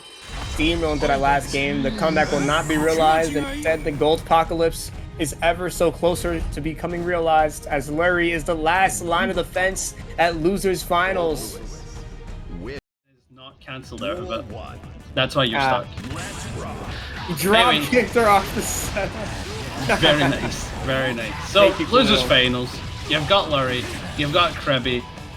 Lurry again facing the gauntlet. This is the third Goldlewis in a row, and it is a run back from winner semis. So trying to continue the streak could potentially put in the work, but Kriby wants his strike back. Boy. 100 feet on the side of Lurry, but whoa, what? Command grab the wrong way and then hold it. Afterwards, that was really ugly looking. But Faust can actually outlast the drone. Good conversion into the mixer 6. Almost got more. Wow. 2K gonna connect, catching with a little fuzzy jump. And now Lurry getting the first round. Good stuff. Yeah, Lurry looking pretty good. 5H. Oh, wild is just like Kriby's on it. It's 6-8-4. We did see that was a deciding factor against Faust. You've got to be careful. Hey, Guilty Ear reloaded. Thank you for the raid at 21 and MV1. Oh, cool, right, awesome. Anyway, Kriby just won that round with a perfect. Hope you guys are doing well. Boy. Nice 6B from Lurry. Everyone watching. We got losers finals. Lurry is our last hope to prevent the gold apocalypse, and is doing a pretty good job of it so far. Soft knockdown on the wall break. Positive bonus incoming. Used to love to stay safe, but not safe enough from the white wall assault. But super PRC to the 2P punishes it, and now the Afro is on deck. Overhead not gonna connect. 2K 2D plus frames even more. Oh, gets barely outspaces that 2K. Still more coming. Super plus on that fully charged, but the command are gonna get eaten up by this down with the system. Have charged it, but still gets the 2 drones to clean it. Oh, the drone approach shift, but the drone take it as Lurry heads Goldlewis with the command grab. Gonna be able to get the kill. Lurry gonna go up 1-0. Clean plays to deny drone set play. Yeah, yes indeed. Lurry looking like he doesn't want to go down just yet. Definitely really good on knowledge in this matchup so far. Kriby trying to make these things work with the wild assaults, the VTs in the air, forcing the way in, but Lurry staying firm. It seems to be better at fighting Kriby's playstyle more so than Red's, and if that holds up, we will be seeing Lurry Red again. But I mean, look, okay, there's someone that is spectating on the station that is not backed out of a game where it's disconnected them, and they've just sat there AFK'd. Oh lord. So Khalil, who is that? I don't know, but Khalil, to stop this freezing, literally kick whoever's spectating right now, and it'll fix it so it doesn't happen again. Smart. Whoever is spectating, we do have a Twitch stream. Fun fact. We're in there right now. You can watch it, no problem. Lshore? Wait, what? What did I miss? Oh, there. Okay. To TLDR, runs? Oh. Envy did not actually win Guilty Ear, and instead was trying to impersonate the person who did by saying FNAF is peak, and then person after that I said FNAF Lord. It's a deep running bracket that's gone blind. How GR is well past number 100 actually. I remember the 101 got announced like months back. Love to see if they're still going strong. I know people love the Swiss format when they're trying to get the practice in. So we have two. Wednesday, I guess, is the special brackets day, huh? Because we got the ladder at Paragon. We've got the Swiss with Guilty Ear. A lot of practice. Let's practice day. I'm saying get as many sets as possible. Oh, that's red? That's funny. Yeah. That's funny. Yeah. Okay. I think, what was it again? I think TNS is on like 167 or something like that. And Backward Brawl just hit 160. There's a lot of on-running tournaments. Me and Backpack were talking about it. We're like, Jesus fucking Christ. We're so close to 200. It's insane. Yeah, guys, there's nothing wrong with you guys. There's nothing wrong with you guys. It's because Red is spectating, and what's happened is they're probably AFK. And you know how like when a match ends, it goes like connection opponent lost, and you press whatever button is to continue.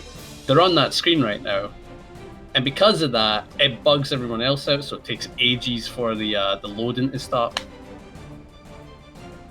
I did some testing. I figured this out recently. Tech support panda right here. Yes.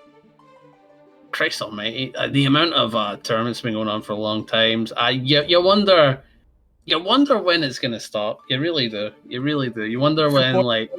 Hand spray 2.0 save us.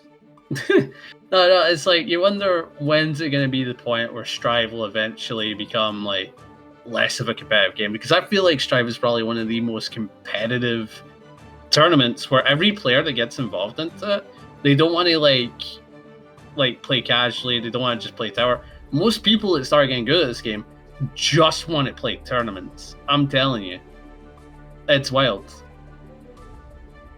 Yeah, no, I agree. Honestly, I remember one time, I think it was Comberker last year, one of my friends who wasn't there was like, dude, why does the Strive stream or Comberker have such few viewers?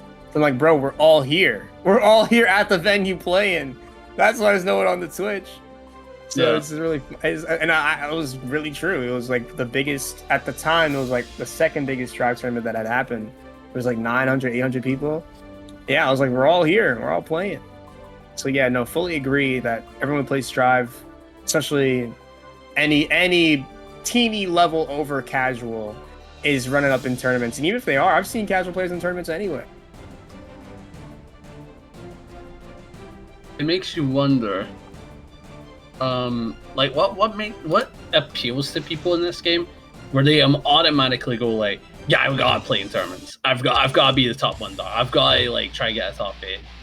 Because I feel like that's what this game really does to it. Like Tekken, right? The best example of it, Tekken, the amount of people that just play ranked in that game and ranked alone and think that is the key defining factor to a player is a ton. There's a ton of people who think that. And it's insanity to me. They might see someone like Joka, #1 player in the UK, and absolutely one of the best EU players, right? They might see him like, and he might not have a rank on a character, and they're like, bro, he's attacking King, Nina, who gives a damn? I'm like, It's wild. It's wild to me. Oh, by the way, back to this wild set. Lurry and Kriby. Lurry is up 1-0. Certainly looking confident. And what a charge 5D for the pickup. Yeah, use the cross-up Scarecrow in the corner. Really hard to see, especially with Goldlewis kind of covering the Scarecrows, so the tell isn't as obvious. Double love there, trying to keep the spacing, preventing Kriby from jumping. Kriby staying on the ground, knows how to run that, and gets past the burst as well. Forcing his way in. Kriby looking a lot better now.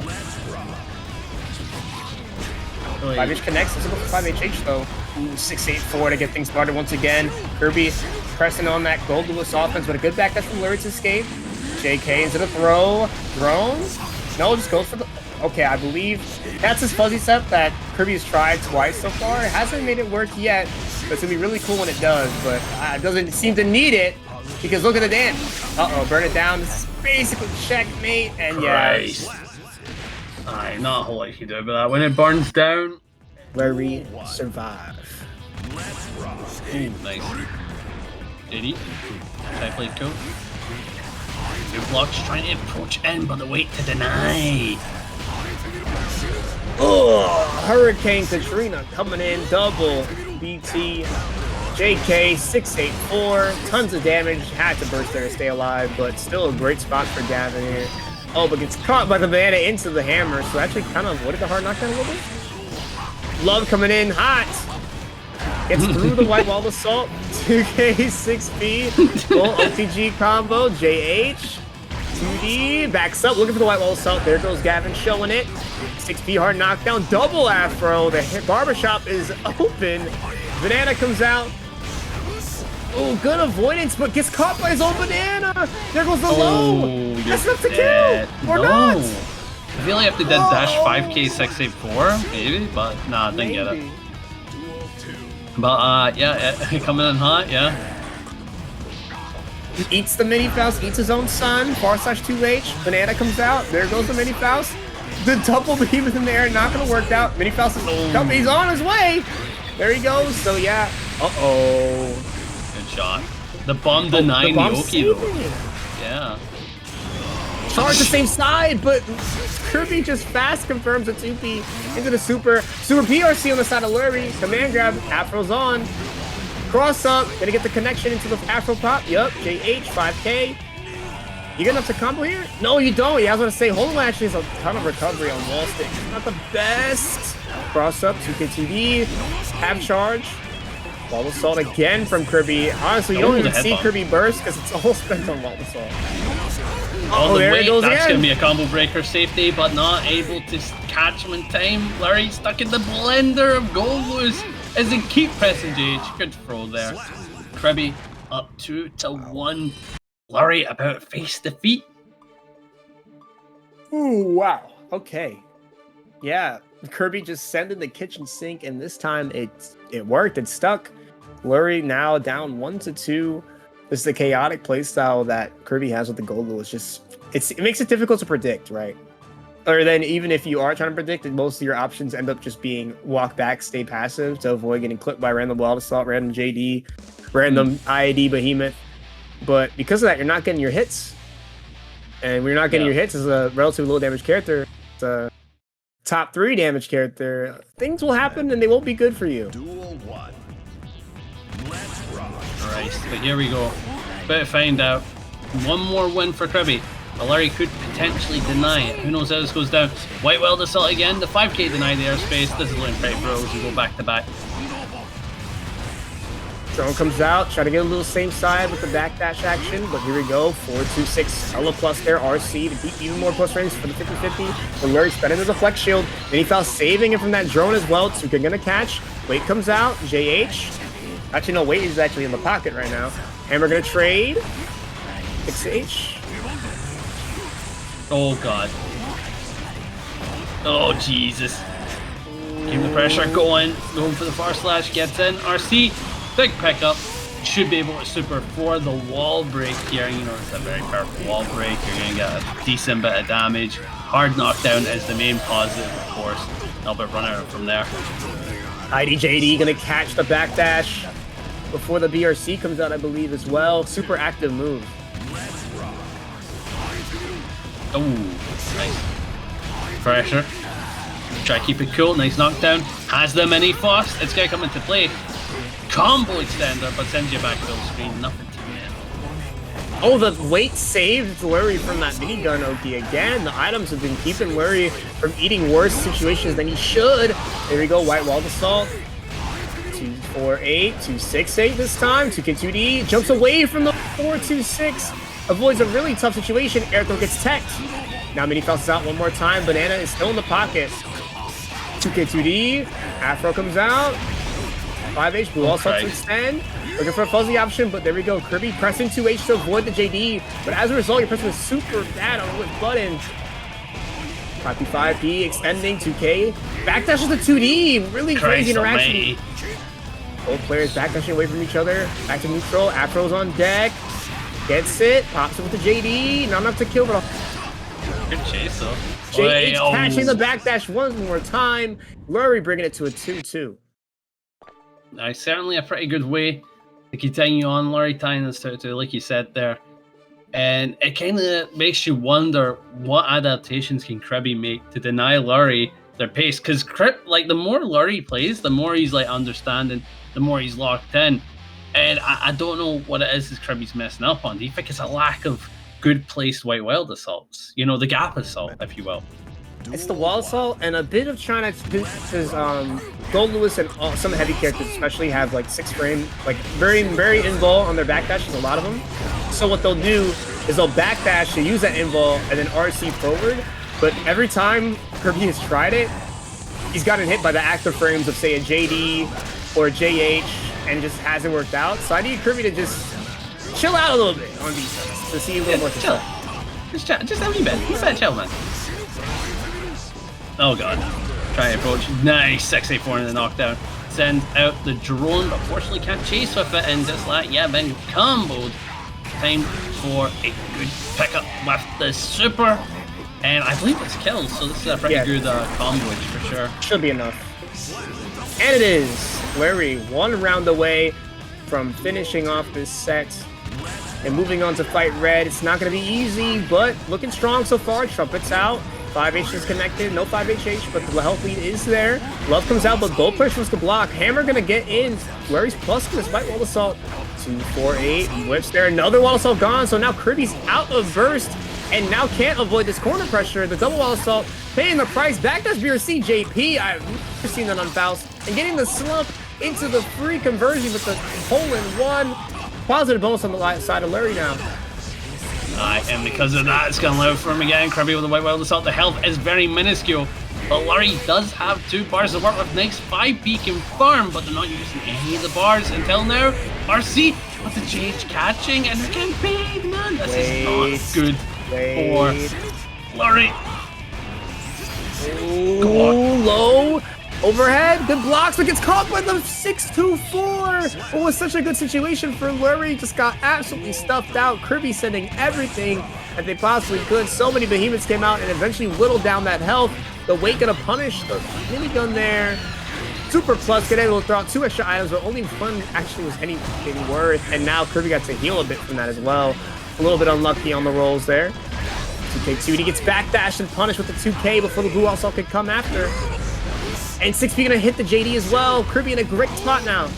Oh, slash, that's a clean hit. And with the RC, no drop, that could have been death. Kriby had a kill, but unfortunately it's not gonna come into play, it's not gonna come into fruition. And now Lurry with the denying pace has the wall break with the super. And would you believe what item they just ate? Did you see what they just munched upon? I did see. It's gonna be really tough. That mini Faust in the pocket is gonna be pretty good on this early situation. As he sends it straight out, doesn't even go for offense, and now as a result, gets that tap dust to come out from that 3 plus frames that his son gave him, goes for another wall break, not getting enough to kill. We're going to be building up that positive one more time for hard knockdown, but Kriby has resources this time. Has been shown the back of PRC very often. Will we see it again here? No, holds. Goes for the YRC, and baits the burst instead. What a comeback from Lurry at the end of the day. That was an amazing run to deny. The more burst you'll be, so the higher chance you'll get picked up or something like that. So something you're looking into, I mean, why not? But what we're looking into right now is this grand finals. RedIAmNot, Lurry, the run back yet again. Who's gonna take it this time? It's looking good so far for Lurry. As soon as I said Gold Burst hitting a ton of behemoth pressure. BRC, they're gonna do an air dash out with that Faust air dash, super slow but super far reaching. JP is a guard crush. Christ almighty, the 5K and the approach. And do keep in mind, this is the 4th Goldlewis this man has had to face. So, if anything, I want you guys to show nothing but respect to Lurry for the run that they've had. I mean, Goldlewis is not a good matchup at all, but you can certainly make it work with that very good super. Send you through the wall, build the momentum. The mini boss certainly put in the good work. And with this hard knockdown, who knows how this goes out. Interesting here. I believe that's safe jab, but did Lurry press something after?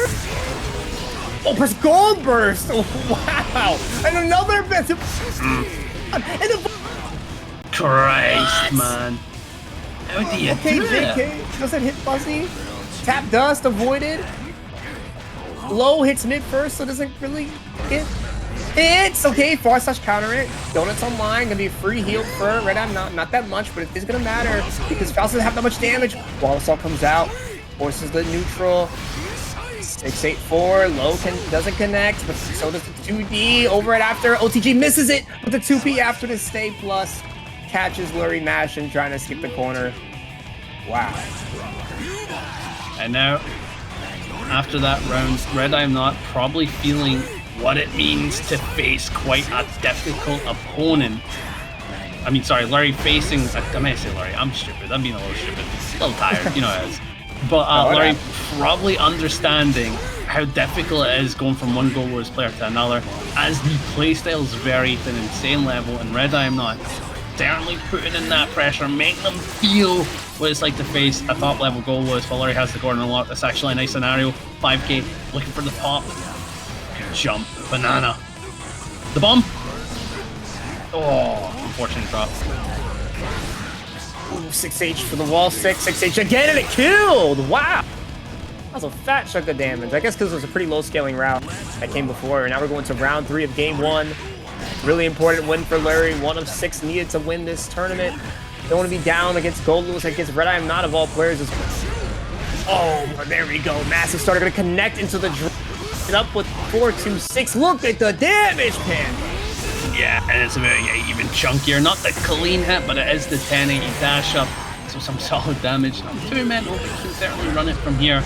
Good JD has the meter for a White Wild assault. We know RedIAmNot will be able to place those really well, but just using the 6-8 port at full efficiency, that was disgusting. Ducksing's Iron Minigun, but the White Wild assault after gets caught. The backdash was not fast enough. Game 1 will go to RedIAmNot off of that insane 3rd round there. One of 3 needed, so only 2 more for Red to take this tournament, as opposed to Lurry's 6. Very dominating, man. Staying on. RedIAmNot could certainly knock out Lurry in the tournament for tonight.